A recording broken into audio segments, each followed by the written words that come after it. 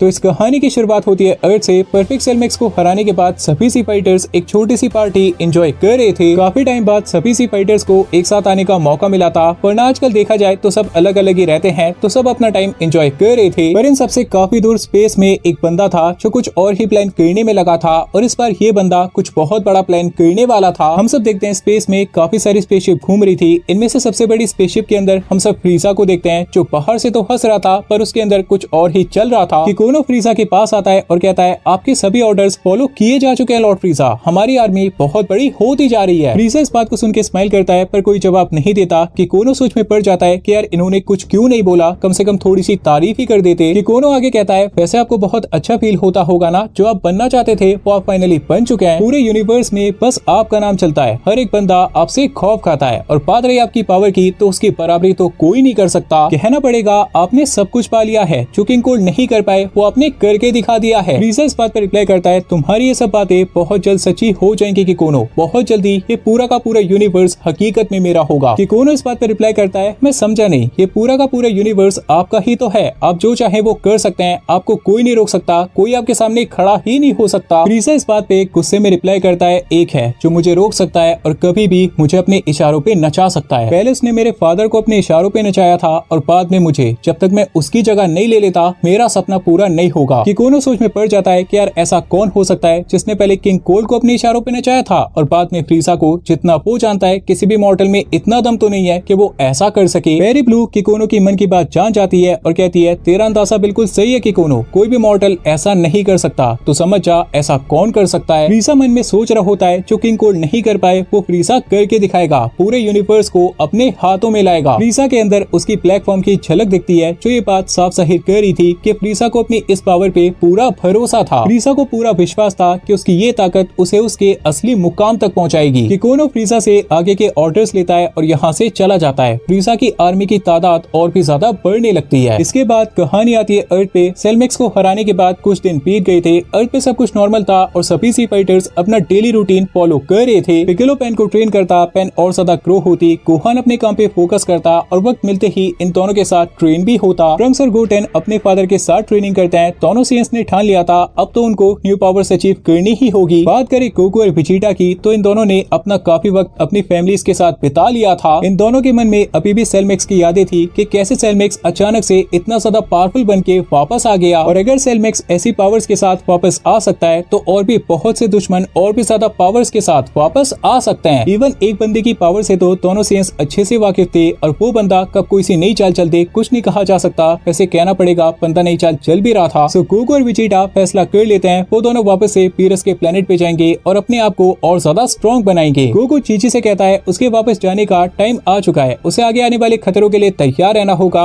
अर्थ पे कभी भी कोई भी बड़ा खतरा आ सकता है। चीची गोकू को परमिशन दे देती है कि वो ट्रेनिंग करने जा सकता है। वैसे हैरानी की बात है ना, आप सब सोच रहे होगे चीची गोकू को कोई भी जॉब करने के लिए फोर्स क्यों नहीं करी, पहले तो उसे जाने ही नहीं देती थी, तो इसके पीछे रीजन क्या है? वेल देखो, इसके पीछे एक सिंपल रीजन है, गोहान अभी कमाने लगा है, चीची और गोटेन उसकी भी जिम्मेदारी है, तो ऑब्वियसली चीची और गोटेन उस पर निर्भर हो सकते हैं। और चीची अच्छे से जानती है गोकू को ट्रेनिंग करना कितना पसंद है। गोकू ने उन सबकी खुशी के लिए सब कुछ किया है, तो अभी चीची की बारी है वो गोकू को खुश करे। सो गोकू इंस्टेंट टेलीपोर्टेशन करके कैप्सूल कॉर्पोरेशन पे आ जाता है। वेजिटा उसे देखता है और सीधा बुल्मा से पूछता है, पीरस के प्लेनेट पे जो खाना जाने वाला है क्या वो सब तैयार है? बुल्मा इस बात पे बताती है, बिल्कुल सब कुछ तैयार है, उसने ट्रक भर के सब कुछ मंगा लिया है, इतने में तो आराम से पूरा महीना निकल जाएगा। गोकू कहता है, मतलब तू भी उतना ही एक्साइटेड है जितना मैं हूँ, पर यार मुझे तो ऐसा लगा था तुझे यहाँ पे रहने में ज्यादा मजा आता है। वेजिटा इस बात पे रिप्लाई करता है, देख के बात कर क्या करो, तेरे सामने प्रिंसिपल सेंस खड़ा है जिसे ट्रेनिंग से ज्यादा कुछ अच्छा नहीं लगता। बुल्मा पूछती है, तुमने कुछ कहा वेजिटा? वेजिटा इस बात पे कहता है, मैं इसे समझा रहा था, फैमिली पहले और ट्रेनिंग बाद में, ट्रेनिंग फैमिली को बचाने के लिए ही तो की जाती है। ट्रंक्स और गोटेन इन दोनों के सामने आते हैं और कहते हैं अगली बार जब दोनों वापस आएंगे तो अपने सामने नए ट्रंक्स और गोटेन को पाएंगे। गोकू और वेजिटा स्माइल करते हैं, इंस्टेंट टेलीपोर्टेशन यूज करके पीरस के प्लेनेट पे आ जाते हैं। पीरस दोनों सीएंस को देखते हैं और कहते हैं बहुत ज्यादा टाइम लगा दिया, उन्हें तो लगा था दोनों सीएंस बहुत जल्दी वापस आएंगे। गोकू इस बात पे कहता है, इस बार बहुत लंबे टाइम तक रुकना है, तो हमने सोचा सबको अच्छे से अलविदा कहकर आते हैं। वेजिटा की नजर जाती है पीरस पे जो आराम कर रही थी, और वेजिटा सोच में पड़ जाता है कि कोई इतना लेजी कैसे हो सकता है। वेजिटा ब्रोली के पास आता है और पूछता है क्या पीरस ने उसे कुछ नया सिखाया। ब्रोली इस बात पे बताता है, उन्हें आराम करने से फुर्सत ही नहीं मिलती, मेरी मदद बस प्लीज करते हैं। वेजिटा को ये बात बिल्कुल अच्छी नहीं लगती, उसे ऐसा लगता है इतना आराम करना बहुत बुरी बात है, ऐसा तो पीरस अपनी पूरी ताकत खो देंगे। दूसरी तरफ गोकू वीज से बातें करता है और पूछता है आपको क्या लगता है सेलमेक्स इतना पावरफुल क्यों था? सच में उसने हालत खराब कर दी थी हम सबकी। वीज इस बात पे बताते हैं वो एक एंड्रॉइड था, उसे जितना चाहे उतना पावरफुल बनाया जा सकता है। हो सकता है आगे जाके और भी ज्यादा पावरफुल एंड्रॉइड तुम सबके सामने आ जाए। गोकू इस बात को सुन के हैरान हो जाता है और कहता है फिर तो मुझे अभी से ट्रेनिंग करनी होगी। कब आ रहा है सेलमेक्स? हमारे पास कितना टाइम है? मुझे बहुत ज्यादा स्ट्रॉन्ग बनना पड़ेगा। वैसे एक बात सोचने वाली है ना, क्या गोकू सच में बेवकूफ है या बस एक्टिंग करता है बेवकूफ बनने की? क्योंकि फाइटिंग में तो उसे सब कुछ समझ आता है पर उसके अलावा कुछ भी समझ नहीं आता। वीज भी इसी बात पे कहते हैं तुम सच में बेवकूफ बनने की एक्टिंग करते हो ना, क्योंकि हो ही नहीं सकता तुम्हें इतनी छोटी सी बात भी समझ ना आए। और वीज की बात सुनने के बाद गोकू फिर से अजीब सा रिएक्शन देता है और सोच में पड़ जाता है कि यार वीज क्या कहना चाहते हैं, क्या सेलमेक्स सच में वापस आने वाला है या फिर बात कुछ और है। गोकू अभी मेन बात पे आता है और कहता है वैसे यार मुझे एक बात जाननी है और वो बात आपसे फाइट करने के बाद ही पता चलेगी, तो क्या आप तैयार हैं मेरे से फाइट करने के लिए? वीज इस बात पे रिप्लाई करते हैं आते ही एंजल से बैटल, लगता है इस बार तुम बहुत बड़ा इरादा लेके आए हो। ठीक है फिर आ जाओ मैदान में। तो यहाँ पर गोकू वर्सेस वीज का एक बहुत अच्छा बैटल होने वाला है। बैटल इंटेंस नहीं होगा बिकॉज हम सब पहले से जानते हैं बैटल का रिजल्ट क्या आएगा, लेकिन एक बात जरूर सोचने वाली थी। ऐसी क्या बात थी जो गोकू ने वीज से डायरेक्ट नहीं पूछा, उल्टा उन्हें बैटल के लिए चैलेंज कर दिया? ये बात जानने में बहुत मजा आएगा। इसके बाद कहानी आती है पिक्कोलो, गोहान और पेन पे। तीनों अपनी प्रैक्टिस कंप्लीट करने के बाद थोड़ा आराम कर रहे थे। पिक्कोलो देखते हैं गोहान थोड़ा टेंस लग रहा था तो वो पूछने लगते हैं गोहान किस बारे में सोच रहा है। गोहान इस बात पे बताता है सेलमेक्स को जिसने भी बनाया था वो अभी तक उनके सामने नहीं आया है, पता नहीं वो कौन होगा और कहां पर होगा। पिक्कोलो इस बात पे बताते हैं वो जो कोई भी होगा अब उसके दो ही इंटेंशन हो सकते हैं। गोहान इस बात पे पूछता है कैसे इंटेंशन? पिक्कोलो इस बात पे कहते हैं या तो वो और भी ज्यादा पावरफुल एंड्रॉइड बनाने में लगा होगा जिससे इस बार हमें हराने में कामयाब हो जाए, या फिर उसने मान लिया होगा उसके बनाए गए एंड्रॉइड्स हमारा कुछ नहीं बिगाड़ सकते और उसका हमसे बदला लेने का मन अभी तक बदल गया होगा। गोहान इस बात पे पूछता है आपको क्या लगता है इसमें से किसकी ज्यादा पॉसिबिलिटी है, क्या हमारे सामने फिर से एक बड़ा खतरा आने वाला है? पिक्कोलो इस बात पे कहते हैं हमेशा की तरह खतरा तो आएगा, फिर चाहे एंड्रॉइड्स के रूप में आए या फिर किसी और रूप में, इसीलिए हमें आगे आने वाले खतरे के लिए तैयार रहना होगा। कहीं ऐसा ना हो जाए हम आने वाली मुसीबत का सामना ही ना कर पाए। गोहान पिक्कोलो की बात समझ जाता है। इन तीनों की आज की ट्रेनिंग कंप्लीट हो गई थी तो ये तीनों यहाँ से चले जाते हैं। इसके बाद कहानी आती है ट्रंक्स और गोटेन पे। दोनों सेयन्स की ट्रेनिंग का रिजल्ट फाइनली दोनों को मिल गया था। फाइनली ये दोनों सुपर सेयन फॉर्म के आगे बढ़ गए थे। ट्रंक्स और गोटेन ने सुपर सेयन 3 फॉर्म को अनलॉक कर लिया था और दोनों सेयन्स ने इस फॉर्म को मास्टर भी कर लिया था, मतलब स्टेमिना ड्रेन का कोई इशू नहीं होगा। हालांकि दोनों अच्छे से जानते थे अभी तो उन्हें बहुत आगे जाना है, ये तो बस शुरुआत है, अभी तो बहुत सी पावर्स अचीव करनी है। इसके बाद कहानी फाइनली आ जाती है पीरस के प्लेनेट पे और वक्त हो जाता है गोकू वर्सेस वीज के बैटल का। गोकू अपनी आंखें बंद करता है, अपने आप को पूरी तरह शांत करता है और ट्रांसफॉर्म हो जाता है परफेक्टेड अल्ट्रा इंस्टिंक्ट फॉर्म में। ये बैटल पीरस का अटेंशन भी अपनी तरफ खींच लेता है। पीरस और विजिटा इस बैटल को देखने लग जाते हैं और साथ ही ब्रोली भी। पीरस अपना फाइटिंग स्टांस लेते हैं, वो फाइट करने के लिए तैयार थे। गोकू भी अपना फाइटिंग पोज लेता है और अटैक करने के लिए तैयार हो जाता है। गोकू अपना अटैक लेता है, वो दूर से ही काफी सारे पंचेस करता है जिससे काफी सारे शॉकवेव्स बन जाते हैं और वीज की तरफ पड़ने लगते हैं, पर वीज बहुत आराम से इन सबको डॉज कर लेते हैं। इतने में गोकू अपनी पूरी स्पीड के साथ वीज के पास आ जाता है। वीज इंप्रेस हो जाते हैं पर इस वाले अटैक को भी डॉज कर लेते हैं। फिर अचानक से वीज गोकू के पीछे आ जाते हैं। गोकू सरप्राइज हो जाता है बिकॉज अभी तक वीज उसके सामने थे पर अचानक से उसके पीछे आ गए। वीज अपना अटैक लेते हैं और उनका अटैक गोकू को लगना ही था, वो पीछे जाके क्रैश हो जाता है पर खुद को बहुत जल्दी संभालता है और अचानक से कामेहामेहा वेव के साथ अटैक कर देता है वीज पे। वीज अपना हाथ आगे करते हैं जिसकी वजह से सारी एनर्जी लेफ्ट राइट डिस्पर्स हो जाती है। गोकू इंस्टेंट टेलीपोर्टेशन करके वीज के पीछे आ जाता है। देख के ऐसा लगता है वीज ने बहुत बड़ी गलती कर दी और गोकू के पास बहुत अच्छा मौका था उन्हें हिट करने का। गोकू इंस्टेंटली अपना अटैक लेता है पर वीज उसके अटैक को ऐसे डॉज करते हैं जैसे वीज एक एंजल ना होके एयर थे। एंड ऑब्वियसली एयर को पंच कोई कैसे कर सकता है, कहना पड़ेगा यार फ्लेक्सिबिलिटी अलग ही लेवल की थी। वीज गोकू की स्ट्रेटेजी से इंप्रेस हो जाता है। गोकू ने बहुत अच्छा मौका बनाया था वीज को हिट करने का, पर वीज का हम सबको पता है उनको कोई हिट कैसे कर सकता है। फिलहाल टाइम आ जाता है इस फाइट को खत्म करने का। वीज गोकू के फाइटर्स को टारगेट करते हैं जिस वजह से गोकू काफी ज्यादा डाउन हो जाता है। इस बात का फायदा उठा के वीज गोकू की नेक पे हिट करते हैं। ये वाला हिट भी उसके वाइटल पे था और गोकू इस बैटल से बाहर हो जाता है। गोकू एक साथ अपने बेस फॉर्म में आ जाता है और नीचे गिर जाता है। उसे थोड़ा बहुत डैमेज हुआ था पर वीज अपने स्टाफ को यूज करके उसे पूरी तरह हील कर देते हैं। वीज गोकू की तारीफ करते हैं और कहते हैं गोकू काफी आगे आ गया है। आज उसके बैटल के तरीके ने वीज को हैरान कर दिया था, पर गोकू भी इसकी बात पे कोई जवाब नहीं देता। वीज देखते हैं गोकू किसी बात को लेके थोड़ा अपसेट था। वीज पूछते हैं आखिर बात क्या है और इस बैटल से जो तुम्हें चाहिए था क्या वो तुम्हें मिल गया? गोकू बताता है मैं फंस गया हूँ। अल्ट्रा इंस्टिंक्ट के अलग अलग वेरिएंट्स ने मुझे कंफ्यूज कर दिया है, समझ नहीं आता मैं करूँ तो क्या करूँ। वीज कहते हैं मुझे बताओ क्या बात है, शायद मैं तुम्हारी मदद कर पाऊंगा और तुम्हें अच्छे से समझा पाऊंगा। गोकू बताता है ट्रू अल्ट्रा इंस्टिंक्ट में मैं अपने इमोशंस यूज कर सकता हूँ, इसलिए वो मेरा सबसे पावरफुल वेरिएंट बन जाता है। पर जब भी मैं ट्रेनिंग करता हूँ तो परफेक्टेड अल्ट्रा इंस्टिंक्ट पे अच्छी पकड़ बनाने की कोशिश करता हूँ। मैं ट्रू अल्ट्रा इंस्टिंक्ट पे भी काम कर सकता हूँ, पर वो यूआई का असली नेचर नहीं है, उसमें इमोशंस होते हैं। पर अगर मैं परफेक्टेड अल्ट्रा इंस्टिंक्ट का रास्ता चुनता हूँ तो मुझे अपने इमोशंस को मारना पड़ेगा, और ये मेरे लिए बहुत मुश्किल है क्योंकि मैं एक सेयन हूँ और एक सेयन के बैटल में इमोशंस आना आम बात होती है। बिना इमोशंस के बैटल करना बहुत मुश्किल होता है। तो अब आप ही बताइए, परफेक्टेड अल्ट्रा इंस्टिंक्ट मेरी सबसे पावरफुल फॉर्म बन सकती है, पर उसके लिए मुझे अपने इमोशंस को मारना पड़ेगा और मेरे इमोशंस मेरी असली ताकत बनते हैं। ट्रू अल्ट्रा इंस्टिंक्ट में इमोशंस यूज कर सकता हूँ, पर वो यूआई का असली वेरिएंट नहीं है। उसे और ज्यादा पावरफुल बनाया जा सकता है, पर उससे आगे कुछ भी अचीव नहीं किया जा सकता। इस बात पे कहते हैं, एक बात हमेशा याद रखना कि यूजर पे डिपेंड करता है कि अल्ट्रा इंस्टिंक्ट उसके लिए क्या है। और बात रही तुम्हारी सिचुएशन की, तो तुम एक काम कर सकते हो, परफेक्टेड अल्ट्रा इंस्टिंक्ट को अपना बेस बना लो। ऐसा लगना चाहिए ये लेवल तुम्हारा बेस लेवल है। इस फॉर्म से अपना बैटल स्टार्ट करो और जैसे ही तुम्हें लगने लगता है कि तुम्हारे इमोशंस आगे आ रहे हैं, तो ट्रू अल्ट्रा इंस्टिंक्ट को ऐसे ट्रांसफॉर्मेशन यूज करो। इस तरह जो सिचुएशन तुम्हारे सामने आएंगी वो डिसाइड करेंगी कि अल्ट्रा इंस्टिंक्ट तुम्हारे लिए क्या है। क्या वो एक टेक्निक की तरह काम आएगी या फिर एक ट्रांसफॉर्मेशन की तरह। गोकू इस बात पे कहता है, समझ गया, मुझे मेहनत परफेक्टेड अल्ट्रा इंस्टिंक्ट पे ही करनी है और ट्रू अल्ट्रा इंस्टिंक्ट को ऐसा लास्ट रिसोर्ट रखना है। विजीटा इस बात पे वीरस से कहता है, इसे तो समझ आ गया, पर मुझे आपका कुछ समझ नहीं आता, आप मुझे आगे की ट्रेनिंग कब कराएंगे। वीरस इस बात पे कहते हैं, अब ये बातें मैं तुझे बहुत पहले ही समझा चुका हूँ, मेरी बातों को अच्छे से याद कर, आगे का रास्ता अपने आप मिल जाएगा। और हाँ, ब्रोली को ट्रेन करना अब तेरी जिम्मेदारी है, तो अपने हिसाब से देख ले इसके लिए क्या अच्छा है और क्या बुरा। इसके बाद कहानी आती है फ्रीजा की स्पेसशिप पे, जो एक जगह पे जाके रुक जाती है। माकी बाहर देखती है और कहती है, वो और ऑयल यहाँ पे पहले भी आ चुके हैं, ये तो ज़ूनो का पैलेस है ना। फ्रीजा इस बात पे बताता है, बिल्कुल वही ज़ूनो जिसे इस यूनिवर्स के बारे में सब कुछ पता है और मुझे उसी से काम है। माकी को याद आता है जब वो पहली बार यहाँ पे आई थी तो ज़ूनो उस पे फिदा हो गए थे, इसलिए शायद फ्रीजा उसे अपने साथ लेके जाएगा। बेरी ब्लू कहती है, कोई भी कमी मत छोड़िएगा लॉर्ड फ्रीजा, यहाँ पर आपको आपके सभी सवालों के जवाब मिल जाएंगे। फ्रीजा इस बात पे कहता है, जानता हूँ बेरी ब्लू, मैं अच्छे से जानता हूँ कि मुझे क्या जानना है। तो अभी फ्रीजा, ऑयल और माकी ज़ूनो के पैलेस के अंदर जाते हैं। तो अभी फ्रीजा ज़ूनो से कितने सवाल पूछेगा और ज़ूनो उसके सवालों के कितने जवाब देगा, इस बारे में कुछ नहीं पता। एक बात जरूर है, इस मीटिंग के बाद हमें काफी बातें पता चलने वाली हैं।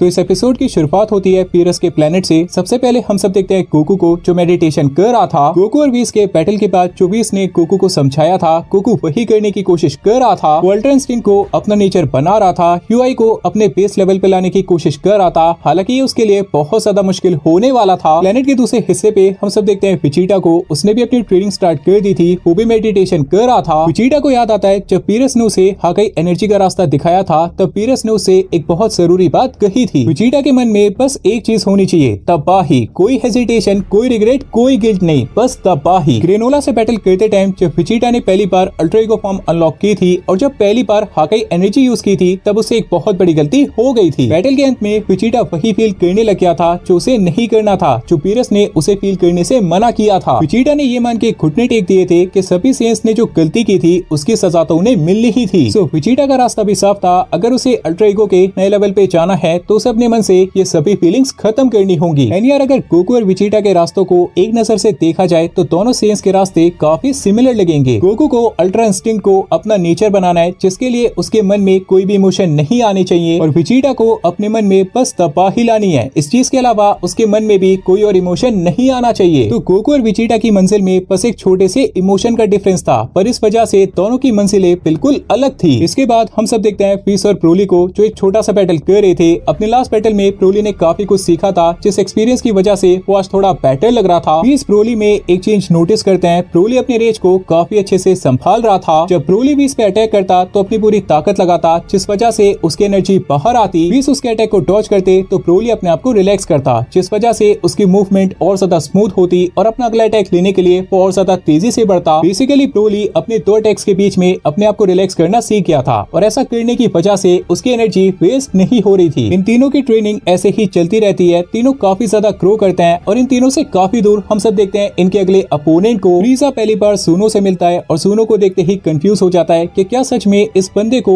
इस यूनिवर्स की सभी जानकारी है। फ्रीजा माकी से पूछता है, क्या तुम दोनों सच में इसी बंदे के पास आए थे? माकी इस बात पे बताती है, बिल्कुल, और इस बंदे की दी गई सभी जानकारी बिल्कुल सही थी। फ्रीजा को यकीन नहीं होता तो वो टेस्ट करने लग जाता है। वो कहता है उसका पहला सवाल है, इस मल्टीवर्स में कितने गॉड्स ऑफ डिस्ट्रक्शन है? ज़ूनो के पास खड़ा उसका असिस्टेंट कहता है, आप आपको सबसे पहले कुछ देना होगा, तभी आपको आपके सवालों के जवाब मिलेंगे। फ्रीजा ऑयल से कहता है इसे जो भी चाहिए शिप में से लाके दे दे, पर ऑयल इस बात पे कहता है इसे जो चाहिए वो शिप में नहीं है, वो आपके पास है। फ्रीजा पूछता है मतलब, और ऑयल बताता है आपको इसके गाल पे किस करना पड़ेगा, आपके किस के बाद ये डिसाइड करेगा कि आपके कितने सवालों के जवाब देगा। फ्रीजा को बहुत ही ज्यादा अजीब सा फील होता है, डेफिनेटली वो किसी भी कीमत पे ऐसा नहीं करने वाला था। तो फ्रीजा अपना असली रूप दिखा देता है, वो एक किया टैग बना के सुनो की आंखों के सामने आता है और कहता है अगर तूने मेरे सवालों का जवाब नहीं दिया तो ये बता तेरा क्या होगा। सुनो की हालत खराब हो जाती है, वो कहता है मैं आपके सभी सवालों के जवाब दूंगा, पर यार थोड़ा पीछे हो जाओ, थोड़ा सांस तो लेने दो। फ्रीजा पीछे हो जाता है तो सुनो उसके पहले सवाल का जवाब देता है, इस मल्टीवर्स में टोटल 12 गॉड्स ऑफ डिस्ट्रक्शन है और एक मॉर्टल को गॉड बनाने की तैयारी चल रही है। हालांकि पहले 18 यूनिवर्सेस के 18 गॉड्स ऑफ डिस्ट्रक्शन हुआ करते थे, पर आपने अभी का पूछा तो अभी के हिसाब से 12 हैं। फ्रीजा का अगला सवाल, एक गॉड ऑफ डिस्ट्रक्शन किस तरह बना जाता है, इसके पीछे का प्रोसेस आखिर क्या है। सुनो इस बात का जवाब देता है गॉड ऑफ डिस्ट्रक्शन बनने के लिए एक रिचुअल परफॉर्म किया जाता है, उस रिचुअल को परफॉर्म करते ही एक मॉर्टल एक गॉड बन जाता है। और इस रिचुअल के बारे में बस gods of destruction, angels, grand peace, सीनो और सीनो गार्ड्स को पता है। फ्रीजा पूछता है मतलब तुझे इस रिचुअल के बारे में कुछ नहीं पता। सुनो इस बात पे बताता है ग्रैंड पीस ने इसे सीक्रेट रखा है, इसलिए बस डीटीज ही इस बारे में जानते हैं। फ्रीजा का अगला सवाल, एक गॉड ऑफ डिस्ट्रक्शन को मारने का सबसे आसान तरीका क्या है। सुनो इस बात का जवाब देता है एक गॉड ऑफ डिस्ट्रक्शन को मारने का सबसे आसान तरीका है उसके यूनिवर्स के सुप्रीम गाय को मार देना। ऐसा करने से उस यूनिवर्स का गॉड ऑफ डिस्ट्रक्शन मर जाएगा और साथ ही एंजल भी गायब हो जाएगा। फ्रीजा का अगला सवाल, अगर मुझे इस यूनिवर्स का गॉड ऑफ डिस्ट्रक्शन बनना है तो उसके लिए मुझे क्या करना होगा। सुनो इस बात का जवाब देता है एक गॉड बनने के बस 2 ही तरीके हैं, या तो आपको वो रिचुअल परफॉर्म करना होगा जिसके बारे में बस डीटीज को पता है, या फिर आपको उस यूनिवर्स के गॉड ऑफ डिस्ट्रक्शन को बैटल में हरा के खुद को सुपीरियर साबित करना होगा। इसके बाद कहानी आती है पीरस के प्लेनेट पे पीस और ब्रोली का बैटल खत्म हो गया था। गोकू और विजिटा एक ही साथ एक ही मोमेंट पे अपनी आंखें खोलते हैं, दोनों की मेडिटेशन भी कंप्लीट हो गई थी। गोकू एक लंबी गहरी सांस लेता है, अपनी पूरी बॉडी को फील करता है और उसे ऐसा लगता है उसके अंदर थोड़े चेंजेस तो आए हैं। विजिटा अपने हाथों को देख रहा होता है, उसे भी ऐसा लगता है उसके अंदर थोड़े बहुत चेंजेस आए हैं। इसके बाद ये दोनों पीस और ब्रोली के पास आ जाते हैं। गोकू कहता है वो अपने अंदर आए चेंजेस को फील कर पा रहा है, लेकिन अपनी असली काबिलियत जानने के लिए एक बैटल करना बहुत जरूरी है। विजिटा इस बात पे कहता है तो फिर मैदान में आ जा कैकारोट, इस पर अपनी पूरी ताकत लगा देंगे, देखते हैं कौन ज्यादा ऊपर है। गोकू इस बात पे कहता है यार मैं तो ऑलवेज तैयार हूँ, पर पीरस यहाँ पे फाइट करने की परमिशन थोड़ी ना देंगे। मेरे और गोहान के बैटल ने इस प्लेनेट का जो हाल किया था पीरस को अभी भी वो अच्छी तरह से याद होगा, और अगर हम दोनों अपने पूरे पोटेंशियल के साथ फाइट करेंगे तो इस प्लेनेट का तो पूरा नक्शा ही बदल जाएगा। विजिटा इस बात पे कहता है फिर करे तो क्या करे, क्योंकि एक ऑल आउट बैटल तो बनता है, वरना ट्रेनिंग का क्या फायदा। वैसे इन दोनों की बात बिल्कुल सही थी, जो मेहनत की थी उसका रिजल्ट क्या आया है ये बात जानना बहुत जरूरी है। और ट्रेनिंग करने और बैटल करने में बहुत फर्क होता है। ट्रेनिंग में आप अपने आप को सुधारते हो, लेकिन बैटल में आपको वो कमियां पता चलती हैं जिनको ट्रेनिंग में सुधारा जाता है। दोनों से सोच में पड़ जाते हैं कि यार करे तो क्या करे। अब बात है बैटल करने की, तो किसी के मन में आइडिया आए या फिर ना आए, पर गोकू के मन में तो जरूर आएगा। गोकू विजिटा से कहता है यार एक काम हो सकता है, मेरी नजर में 2 वॉरियर्स हैं जो हमें बहुत अच्छा बैटल दे सकते हैं, हम अपनी पूरी ताकत उनके खिलाफ लगा सकते हैं। और मैं ये बात यकीन के साथ कह सकता हूँ जितना बेताब हम दोनों इस बैटल के लिए हैं, उससे कई ज्यादा बेताब वो हमसे फाइट करने के लिए होंगे। विजिटा सोच में पड़ जाता है कि यार वो 2 बंदे कौन हो सकते हैं जिनके अंदर इतनी ताकत है कि हमारी पूरी पावर्स को झेल पाए। इसके बाद कहानी आती है ट्रंक्स और गोटेन पे। इन दोनों ने सुपर सैयन 3 फॉर्म को तो अनलॉक कर लिया था, पर इससे आगे का रास्ता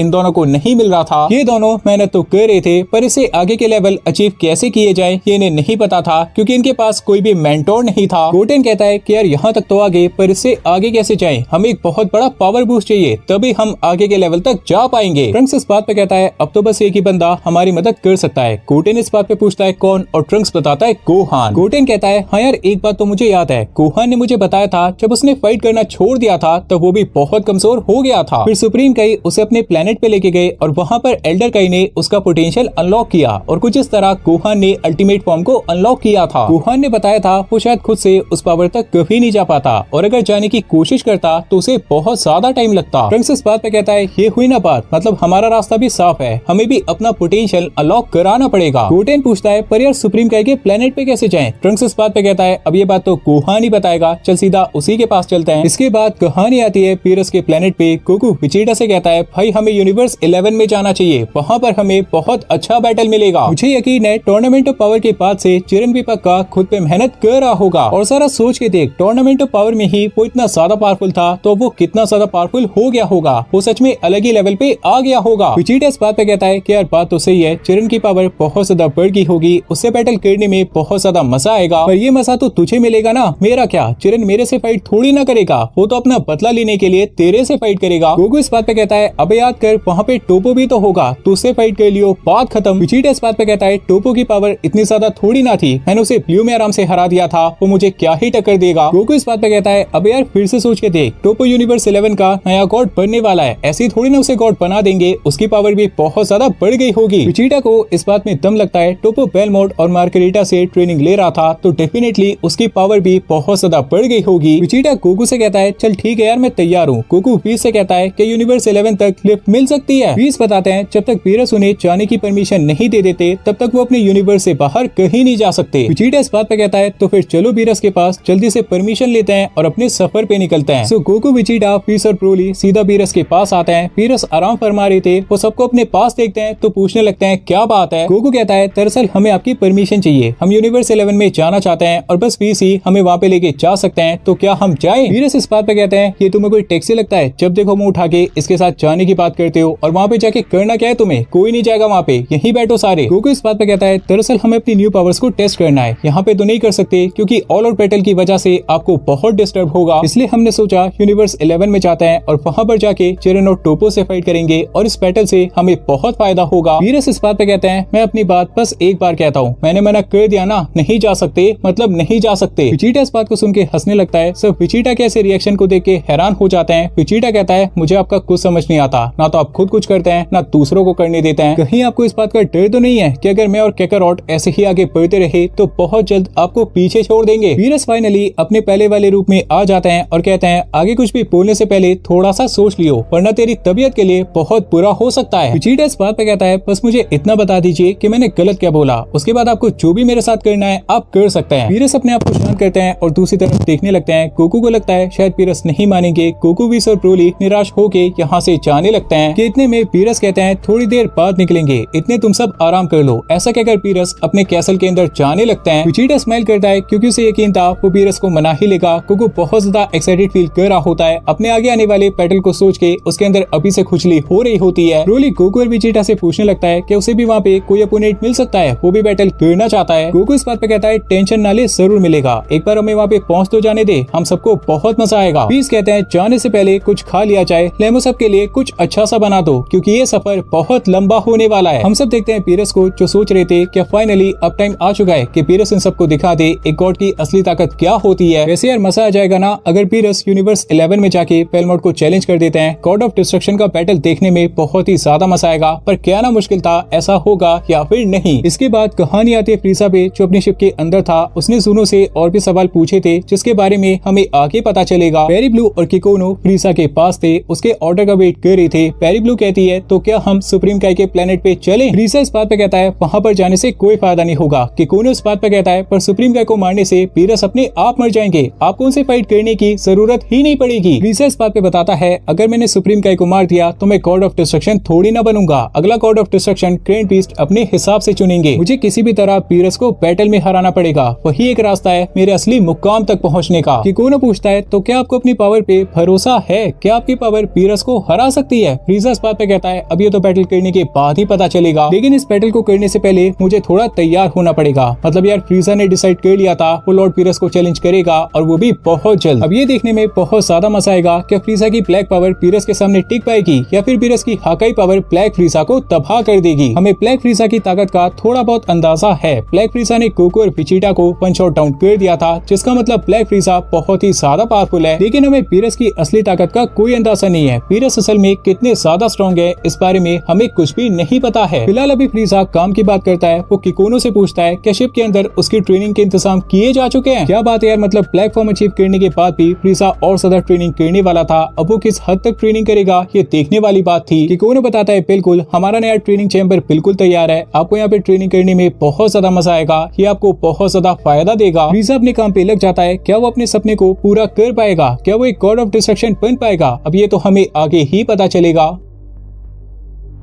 तो इस एपिसोड की शुरुआत होती है पीरस के प्लेनेट से और वक्त आ जाता है यूनिवर्स 11 में जाने का। गोकू और विजिटा अपने आने वाले बैटल के लिए बहुत ज्यादा एक्साइटेड थे। ब्रोली भी इनके साथ जाने वाला था और साथ ही चिलाई और लेमो भी। ऑब्वियसली मतलब वो दोनों अकेले रह के क्या ही करते, उन दोनों को भी साथ जाना ही था। पीरस के प्लेनेट पे बस एक ही चीज बचने वाली थी और वो क्या थी कि आप सब कमेंट करके बताओ। अभी गोकू और विजिटा के अपोनेंट तो फिक्स थे। गोकू फाइट करने वाला था चिरन से और विजिटा फाइट करेगा टोपो से। पर ब्रोली का अपोनेंट कौन होगा इस बारे में कुछ नहीं कहा जा सकता, क्योंकि चिरन और टोपो के अलावा प्राइड ट्रूपर्स का सबसे पावरफुल मेंबर था डिस्पो। पर हम सब ये बात अच्छे से जानते हैं वो ब्रोली के लेवल का तो कहीं से नहीं था। तो ब्रोली का अपोनेंट कौन होगा ये बात देखने में बहुत मजा आएगा। अभी पीस अपना ट्रांसपोर्टेशन क्यूब बना लेते हैं और सबसे कहते हैं कि सबके सब इसके अंदर आ जाएं। ये क्यूब आपको अच्छे से याद होगा, इसे हमने यूनिवर्स 6 सागा में देखा था। बस इसी के थ्रू एक यूनिवर्स से दूसरे यूनिवर्स में जाया जा सकता है। सो अभी सारे बंदे इस क्यूब के अंदर चढ़ जाते हैं और फाइनली ये ट्रांसपोर्टेशन क्यूब यूनिवर्स 11 में जाने के लिए रवाना हो जाता है। अगर आप सब सोच रहे हैं क्या ये सब बिना बताए वहाँ पे जा रहे हैं, तो भाई ऐसा बिल्कुल नहीं है। डेफिनेटली ये सब ऐसा तो नहीं करेंगे। पीस ने मार्गरीटा से कांटेक्ट किया था और उन्हें बता दिया था पीरस वहाँ पे आ रहे हैं और अपने साथ कुछ वॉरियर्स को भी ला रहे हैं, तो अपने आप को तैयार रखना। अब यार यूनिवर्स 11 पे बात आ गई है तो एक बार देख लेते हैं यहाँ पे क्या चल रहा था। सबसे पहले हम सब देखते हैं टोपो को, जिसकी ट्रेनिंग चल रही थी। बेलमोट टोपो की प्रोग्रेस से बहुत ज्यादा खुश थे। बेलमोट इसी बात पे कहते हैं जितना मैंने सोचा था तुझसे बहुत जल्दी आगे जा रहा है, लगता है तुझे मेरी जगह लेने की बहुत जल्दी है। टोपो इस बात पे रिप्लाई करता है कि अभी मुझे बहुत लंबा सफर तय करना है, मैं आपके लेवल से बहुत दूर हूँ। बेलमोट इस बात पे हंसते हैं और फिर कहते हैं वैसे पीरस ने अच्छा किया कि वो अपने साथ कुछ वॉरियर्स को ला रहा है और मुझे यकीन है उसके साथ वही दोनों आएंगे और वो दोनों सच में बहुत केपेबल फाइटर्स हैं। जितना मुझे लगता है गोकू अपना बैटल जिरन से करेगा और विजिटा तेरे से। तो बस अपने आप को तैयार कर ले, क्योंकि इस आने वाले बैटल में तेरी ट्रेनिंग का रिजल्ट दिखना चाहिए। टोपो इस बात पे रिप्लाई करता है कि चिंता मत कीजिए, मैं आपको निराश नहीं करूंगा, इस बार जीत मेरी ही होगी। टोपो और बेलमोट की बात यहाँ पर खत्म होती है। टोपो से बात करने के बाद बेलमोट अभी चिरन से मिलने जाता है। चिरन एज ऑलवेज मेडिटेशन कर रहा था और ये बंदा अलग ही लेवल पे आ गया था। इसकी पावर सच में बहुत ज्यादा बढ़ गई थी। बेलमोट की प्रेजेंस फील करके चिरन की आंखें खुल जाती है। बेलमोट कहते हैं वक्त आ गया है चिरन, जिससे फाइट करने के लिए तू बहुत टाइम से बेताब था, वो जल्दी तेरे सामने होगा। चिरन इस बात पे रिप्लाई करता है इस खबर के लिए शुक्रिया और आपने सही कहा, मैं इस पल का बहुत बेसब्री से इंतजार कर रहा था। बेलमोट आगे कहते हैं वैसे थोड़ा वक्त है तेरे पास, उन्हें आने में थोड़ा टाइम लगने वाला है, तो अगर तू चाहे तो टोपो के साथ एक वार्म अप बैटल कर सकता है। चिरन इस बात पे रिप्लाई करता है इसकी कोई जरूरत नहीं है, क्योंकि इससे कोई फायदा नहीं होता, मेरे अपोनेंट को आने दीजिए, मैं अपने आप आ जाऊंगा। सो चिरन और बेलमोट की बातें भी यहाँ पर खत्म होती है। बेलमोट चिरन की बातों से खुश होके यहाँ से चले जाते हैं। इसके बाद कहानी आती है अर्थ पे और हम सब देखते हैं ट्रंक्स और गोटेन को, जो गोहान से मिलने आए थे। गोहान इन दोनों को देखता है और पूछने लगता है आजकल दोनों क्या मस्ती करने में लगे हैं, वैसे आजकल दोनों ज्यादा दिखते भी नहीं है। गोटेन इस बात पे कहता है कि अब उन दोनों ने मस्ती छोड़ दी है, अब वो दोनों भी गोहान की तरह पावरफुल होना चाहते हैं। गोहान हैरान हो जाता है और कहता है क्या बात है भाई, तो क्या तुम दोनों मेरे से कुछ सीखना चाहते हो? गोटेन इस बात पे बताता है बिल्कुल, वो दोनों भी गोहान की तरह अल्टीमेट पावर सीखना चाहते हैं, वो दोनों भी अपना पोटेंशियल अनलॉक कराना चाहते हैं। गोहान इस बात पे कहता है पोटेंशियल अनलॉक कराने से पहले मैं तुम दोनों की काबिलियत देखना चाहता हूँ, तो क्या तुम दोनों तैयार हो? ट्रंक्स और गोटेन गोहान का ऑफर सुन के सरप्राइज हो जाते हैं। उन्हें लगा नहीं था गोहान एक साथ उन्हें बैटल के लिए चैलेंज कर देगा। ऑब्वियसली ट्रंक्स और गोटेन गोहान का ऑफर एक्सेप्ट करते हैं, क्योंकि इनके पास और कोई चारा नहीं था। इसके बाद ये सभी सिटी से थोड़ा दूर एक बैटल फील्ड में आ जाते हैं। गोहान पूछता है क्या तुम दोनों तैयार हो? ट्रंक्स और गोटेन कहते हैं बिल्कुल। गोहान पिगलो से कहता है अगर आप भी ज्वाइन करना चाहते हैं तो आ जाइए। ट्रंक्स और गोटेन साइड में देखते हैं कि वहाँ पर पिगलो थे और सोच में पड़ जाते हैं कि यहाँ पे कब में आ गए, इनका तो पता ही नहीं चलता। पिगलो गोहान की बात पे जवाब देते हैं ये तुम सेयंस का बैटल है, तुम ही इसको एंजॉय करो, मैं तो बस देखूंगा। बैटल शुरू करने का टाइम आ जाता है। सबसे पहले ट्रंक्स और गोटेन अपनी पावर इंक्रीज करते हैं और सुपर सेयन फॉर्म में ट्रांसफॉर्म हो जाते हैं, पर गोहान इस चीज को देख के बिल्कुल भी इंटरेस्टेड नहीं लगता। ट्रंक्स इसी बात पे कहता है ये बात तो गलत है, तुमने ही बैटल के लिए बोला था और अभी तुम ही इंटरेस्टेड नहीं लग रहे। गोहान इस बात पे कहता है मैं जानता हूँ तुम्हारे अंदर और भी ताकत है, वरना तुम मेरे पास नहीं आते। ये वार्म अप बैटल छोड़ो और अपनी असली ताकत दिखाओ। और हाँ, एक बात याद रखना, जितना तुम तुम्हारे अंदर है एक साथ पूरा लगा देना, क्योंकि जितना लंबा ये बैटल चलेगा उतना ही तुम्हारे लिए बुरा होगा। ट्रंक्स और गोटेन अपनी असली पावर दिखाते हैं, वो फिर से पावर अप करते हैं और इस बार सुपर सेयन 3 फॉर्म में ट्रांसफॉर्म हो जाते हैं। गोहान और पिगलो दोनों की इस पावर को देख के खुश हो जाते हैं कि चलो दोनों ने कुछ और भी अचीव किया। गोहान दोनों की तारीफ करता है और कहता है इस पावर को अचीव करना सच में बहुत बड़ी बात है। पर गोहान को ये बात भी बहुत अच्छे से आती कि सुपर सेयन 3 फॉर्म में स्टेमिना ड्रेन का बहुत बड़ा इशू होता है। सो गोहान के मन में अभी यही चल रहा था कि अगर ये दोनों इस फॉर्म को ज्यादा देर तक मेंटेन नहीं कर पाए तो इन दोनों का पोटेंशियल अनलॉक कराने का कोई भी फायदा नहीं होगा। इसके बाद कहानी आती है यूनिवर्स 11 पे। फाइनली यूनिवर्स 7 के सभी मेंबर्स यूनिवर्स 11 में आ जाते हैं और अभी इनकी मेहमान नवाजी होने लगती है। बेलमोट और मार्गरीटा आगे आते हैं और इन सबका स्वागत करते हैं। बेलमोट पीरस से कहते हैं क्या बात है पीरस, आजकल तू आराम करने के अलावा दूसरी चीजें भी करने लगा है। वीरस इस बात पे रिप्लाई करता है, यार हर वक्त आराम थोड़ी ना किया जाता है, जिंदगी में मजे होना भी बहुत जरूरी है, वरना हमारी इस बड़ी सी जिंदगी का क्या फायदा। मार्गरेटा की नजर पड़ती है ब्रोली पे और वो वीस से कहती है, क्या बात है वीस, तू तो ज्यादा ही फेमस होता जा रहा है, पिछली बार 2 थे और इस बार 3। वीस इस बात पे रिप्लाई करते हैं, दरअसल इन सबको मेरी कमजोरी पता है, इसलिए ये सब मुझे आसानी से मना लेते हैं, और वैसे भी जितने मॉर्टल्स मेरे से ट्रेन होंगे उतना ही हमारे यूनिवर्स के लिए अच्छा होगा, क्योंकि वीरस की हरकतों से लगता रहता है वो बहुत जल्द अपना काम छोड़ने वाले हैं। बेलमोंट की नजर भी ब्रोली पे जाती है और वो कहता है, अब ये कौन है, लगता है आजकल तेरे प्लेनेट पे बहुत चहल पहल होने लगी है। वीरस बेलमोंट को बताते हैं, अबे इसे भी ये दोनों ही लाए थे और ये भी एक सेयन है। बेलमोंट इस बात पे कहता है, तो फिर इसकी पावर देखने में भी बहुत मजा आएगा, क्या बोलता है वीरस, तो फिर इसके लिए भी एक अपोनेंट का इंतजाम किया जाए। वीरस इस बात पे रिप्लाई करता है, अगर इसके लेवल का अपोनेंट मिल जाए तो कर ले, वैसे इसे अपनी पावर पे पूरा कंट्रोल नहीं है, लेकिन अगर होता तो शायद तुझे ही इससे बैटल करना पड़ता। बेलमोंट इस बात को सुन के हैरान हो जाते हैं कि यार इसके अंदर ऐसी क्या ताकत है जो वीरस ने इसके लिए ऐसा बोल दिया। लेकिन बेलमोंट ये बात भी अच्छे से जानते थे, ये बंदा एक सेयन है और एक सेयन की पावर को कभी भी नजरअंदाज नहीं किया जा सकता। टूर्नामेंट ऑफ पावर में बेलमोंट ने यही सीख ली थी। इसके बाद कहानी आती है ट्रंक्स, गोटेन और गोहान के बैटल पे। गोहान पावर अप करता है और अल्टीमेट फॉर्म में ट्रांसफॉर्म हो जाता है। बैटल फाइनली शुरू हो जाता है। गोटेन लेफ्ट से जाता है और रश करता है गोहान पे और ट्रंक्स जाता है राइट से। गोटेन पंचेस करता है और ट्रंक्स दूर से की अटैक करता है। गोहान गोटेन के पंचेस को डॉज करते हुए एक काउंटर पंच मार के गोटेन को पीछे लॉन्च कर देता है। देन एक साथ ट्रंक्स के पास आता है और उसके फेस पे अपनी नी से अटैक करता है। इतने में गोटेन पीछे से ट्रंक्स को सपोर्ट करने आ जाता है, पर गोहान पीछे की तरफ की अटैक कर देता है। गोटेन इस अटैक को तो डॉज कर लेता है, पर इतने में अपने सामने गोहान को पाता है। गोहान के पास मौका था, वो अपना अगला अटैक लेता है गोटेन पे और उसे ट्रंक्स की तरफ लॉन्च कर देता है। पिग्गलो गोहान की ऐसी फाइटिंग को देख के काफी इंप्रेस हो जाते हैं। ये बात साफ देखी जा सकती थी कि गोहान जो अपने ऊपर मेहनत कर रहा था उसके रिजल्ट उसको मिल रहे थे, लेकिन अगर बात करें मेहनत की तो ट्रंक्स और गोटेन ने भी अपने ऊपर बहुत मेहनत की थी, तो इन दोनों को भी अपना जलवा दिखाना ही था। दोनों सेंस एक मैसिव पावर अप के साथ सीधा रश करते हैं गोहान पे। गोहान इंस्टेंटली अपने हाथों को आगे लाता है और इन दोनों के पंचेस को फिर से ब्लॉक कर लेता है। ये दोनों किक्स करते हैं गोहान पे। गोहान इस वाले अटैक को भी अपने हाथों से ब्लॉक कर लेता है, पर इस अटैक के फोर्स की वजह से थोड़ा पीछे हो जाता है। इतने में तो की अटैक्स गोहान की तरफ आ जाते हैं। गोहान इन दोनों अटैक को भी रोकता है और ऊपर की तरफ इन्हें डाइवर्ट कर देता है, पर इतने में ट्रंक्स और गोटेन गोहान के साइड में आ जाते हैं और 2 पंचेस मारने में कामयाब हो जाते हैं। ये अटैक गोहान को लग जाते हैं, पर वो स्माइल कर रहा था। गोहान अपनी पावर बढ़ाते हुए तो बहुत ही स्ट्रॉन्ग पंचेस मारता है दोनों के पेट में। ट्रंक्स और गोटेन को ये दोनों पंचेस बहुत ही बुरी तरह लगते हैं, पर दोनों बहुत जल्दी रिकवर करते हुए गोहान के हाथ को पकड़ लेते हैं। देन उसके बाद दोनों गोहान के हाथ को पकड़ के उसे ऊपर की तरफ उछाल देते हैं। दोनों किक्स करते हैं गोहान पे, पर गोहान इस वाले अटैक को भी ब्लॉक कर लेता है। ट्रंक्स और गोटेन गोहान से थोड़ी दूरी बनाते हैं। वो दोनों थोड़ा पीछे आते हैं और अपना सबसे पावरफुल की अटैक करते हैं गोहान पे। दोनों सेंस के इस वाले अटैक का मैग्नीट्यूड बहुत ही ज्यादा था, इसलिए गोहान इस वाले अटैक को बहुत ही ज्यादा सीरियसली लेता है। गोहान अपनी पूरी ताकत लगा के इन दोनों अटैक्स को ऊपर की तरफ डाइवर्ट करने में कामयाब हो जाता है। ट्रंक्स और गोटेन अटैक करने पड़ते हैं, पर गोहान एक बहुत ही सीरियस फेस के साथ दोनों के अटैक्स को ब्लॉक कर लेता है। इसके बाद गोहान सीधा अपनी बेस फॉर्म में आ जाता है, क्योंकि उसे जो देखना था वो अच्छे से देख चुका था। गोहान देखता है कि ट्रंक्स और गोटेन बिल्कुल भी नहीं थके थे, जिसका मतलब उन्होंने इस पावर को मास्टर कर लिया था। गोहान दोनों की तारीफ करता है और कहता है, इस पावर को मास्टर करना बहुत बड़ी बात है, तुम दोनों ने साबित कर दिया है कि तुम दोनों बहुत आगे आ गए हो। पिग्गलो इनके पास आते हैं और कहते हैं, और बात रही तुम्हारी पोटेंशियल अनलॉक की, तो मैं डेंडे से कहूंगा वो किंग काई से कांटेक्ट करेगा और किंग काई सुप्रीम काई से। गोहान कहता है, और बहुत जल्द सुप्रीम काई यहाँ पे आ जाएंगे, तो तुम दोनों तैयार रहना। और हाँ, एक बहुत जरूरी बात, अपना फ्यूजन डांस मत भूलना, क्योंकि मुझे यकीन है पोटेंशियल अनलॉक के बाद तुम दोनों के फ्यूजन की पावर मेरी पूरी ताकत को राइवल कर पाएगी। ट्रंक्स और गोटेन इस बात को सुन के कम्प्लीटली शॉक्ड हो जाते हैं, बिकॉज गोहान ने बहुत ही बड़ी बात कही थी यहाँ पे। इसके बाद कहानी आती है यूनिवर्स 11 पे। मार्गरेटा और बेलमोंट इन सबको प्लेनेट के सेंटर में लेके आते हैं। वहाँ पर हम सब टोपो को देखते हैं, जो इन सब का ही इंतजार कर रहा था। टोपो इन सबको देखता है, पर उसकी नजर विजिटा पे आके रुकती है। टोपो बहुत ही ध्यान से विजिटा को देखने लगता है। विजिटा इसी बात पे कहता है कि लगता है मेरे से ज्यादा तू इस बैटल के लिए एक्साइटेड है, और ये देख के मुझे बहुत अच्छा लगा। टोपो इसी बात पे रिप्लाई करता है कि टूर्नामेंट ऑफ पावर के बाद से बस एक मौका ढूंढ रहा था तेरे से हिसाब बराबर करने का, और आज फाइनली वो मौका मुझे मिल चुका है। विजिटा इस बात को सुन के हंसने लगता है और कहता है, यही तो चाहिए, अपोनेंट बिल्कुल ऐसा ही होना चाहिए, तभी तो बैटल का असली मजा आता है। गोकू आसपास देखता है कि टोपो तो यहीं पे था, पर जिरन कहाँ पे था? क्या किसी ने उसे इन्फॉर्म नहीं किया कि गोकू आने वाला है? गोकू टोपो से पूछता है कि जिरन कहाँ पर है, और इतने में गोकू को जिरन की आवाज आती है, मैं तेरा ही इंतजार कर रहा था। गोकू पीछे मुड़ के देखता है कि फाइनली जिरन भी वहाँ पे आ गया था, और गोकू जिरन को ऑब्जर्व करने लगता है। गोकू और भी ज्यादा एक्साइटेड हो जाता है, क्योंकि उसे जिरन की बढ़ती पावर फील होने लगती है। लेकिन बात करें जिरन की, उसके फेस पे कोई एक्साइटमेंट नहीं थी, उसका नेचर बिल्कुल पहले जैसा था। गोकू इसी बात पे कहता है कि शायद तुझे इस बैटल में इतना इंटरेस्ट नहीं है, शायद तू इस बैटल को एक आम सा बैटल समझ के लड़ेगा। लेकिन जिरन इस बात पे कहता है कि इस गलत गलतफहमी को दूर कर दे। मेरे अंदर इस बैटल को लेके बहुत आग है जो तुझे अभी फील नहीं होगी लेकिन बैटल में जरूर होगी। गोकू इस बात पे कहता है ये सुन के बहुत अच्छा लगा, मतलब तू भी मेरी तरह इस बैटल के पूरे मजे उठाने वाला है। जिरेन इस बात पे रिप्लाई करता है बिल्कुल नहीं, मैं मजे के लिए बैटल नहीं करता, मैं जीतने के लिए बैटल करता हूँ। गोकू समझ जाता है कि जिरेन इस बैटल में अपना सब कुछ लगाने वाला है, वो किसी भी कीमत पे इस बैटल को जीतने की कोशिश करेगा। इसके बाद ये सब उस जगह पे आ जाते हैं जहाँ पर बैटल्स होने वाले थे। शायद पीरस की तरह पेलमोट भी अपने प्लेनेट से बहुत प्यार करते थे, इसलिए वहाँ पे बैटल करने की परमिशन नहीं दी। अभी डिसाइड करना था कि सबसे पहले कौन जाएगा, गोकू और जिरेन या फिर विजिटा और टोपो। टोपो और जिरेन को पहले या बाद में जाने से कोई फर्क नहीं पड़ने वाला था, पर बात करें गोकू और विजिटा की तो उनको फर्क पड़ने वाला था। तो ये दोनों वही करने लगते हैं जो हमेशा से करते आए हैं। दोनों के बीच रॉक पेपर सिजर्स खेला जाता है और यकीन करना मुश्किल है पर गोकू विजिटा को हरा देता है, बिल्कुल बू सागा वाले स्टाइल में। सो पहला बैटल होने वाला था गोकू और जिरेन का, और इस बैटल को लेके आप सब कितने ज्यादा एक्साइटेड हो इस बात का अंदाजा मैं लगा सकता हूँ, क्योंकि ये बैटल रियल सीरीज में भी हम सब देखना चाहते हैं। इसके बाद कहानी आती है फ्रीजा पे, जिसने अपनी ट्रेनिंग फिनिश कर ली थी। वो ट्रेनिंग चेंबर के बाहर आता है और काफी रिलैक्स लगता है। मतलब यार इस बंदे को एक गॉड ऑफ डिस्ट्रक्शन को चैलेंज करना था, पर ये तो बिल्कुल चिल लग रहा था। इसके अंदर इतना कॉन्फिडेंस कहाँ से आया कि कोई भी फ्रीजा के ऐसे कॉन्फिडेंस को देख के हैरान हो जाता है कि यार इन्हें गॉड ऑफ डिस्ट्रक्शन से फाइट करना था, पर इनके फेस पे कोई डर कोई खौफ नहीं था। इवन बेरी ब्लू भी सरप्राइज हो जाती है, बिकॉज उसे भी ऐसा लगा था फ्रीजा काफी टेंस्ड होगा, पर ये तो यहाँ पे उल्टा लग रहा था। कि कोई पूछता है तो क्या हम पीरस के प्लेनेट पे चले, और फ्रीजा इस बात पे रिप्लाई करता है बिल्कुल, इंतजार किस बात का। कि कोनो हंसने लगता है क्योंकि उसे ऐसा लगता है फ्रीजा की पावर पीरस को हरा ही देगी, वरना वो इतना कॉन्फिडेंट थोड़ी ना होते। सो अभी फ्रीजा के ऑर्डर को मानते हुए फ्रीजा की स्पेसशिप पीरस के प्लेनेट की तरफ बढ़ने लगती है। और बात रही कि इनके पास लोकेशन कैसे आई, तो ये जानना बहुत आसान है। फ्रीजा पीरस के लिए काम किया करता था तो शायद उसे पता होगा, और अगर उसे पता नहीं होगा तो शायद उसने सुनो से पता निकल पा लिया होगा। लेकिन एक चीज क्या आपने नोटिस की, फ्रीजा उस टाइम पे पीरस के प्लेनेट पे जाने वाला था जब पीरस यूनिवर्स 11 में थे। मतलब फ्रीजा जैसे ही पीरस के प्लेनेट पे पहुंचेगा तो उसे वहाँ पे कोई और मिलेगा। और ये बात मैं आपसे फिर से पूछता हूँ, क्या आप सब गेस कर सकते हो वहाँ पर कौन होगा? तो ये जो सिनेरियो बनने वाला था कि फ्रीजा पीरस के प्लेनेट पे जाएगा और पीरस को उनके प्लेनेट पे नहीं पाएगा, इस बात का फायदा उठा के फ्रीजा कुछ ना कुछ तो करेगा। वैसे यार फ्रीजा कुछ भी करे, बस एक काम ना करे, पीरस के प्लेनेट को नुकसान ना पहुंचाए, क्योंकि पीरस वापस आने के बाद कुछ करे ना करे पर एक काम तो पक्का करेंगे। फिलहाल फ्रीजा के लिए ये एक बहुत बड़ा मोमेंट होने वाला था, क्योंकि शायद पहली बार वो पीरस के प्लेनेट को देखेगा, उस प्लेनेट को जहाँ पर वो हमेशा के लिए खुद को देखना चाहता है।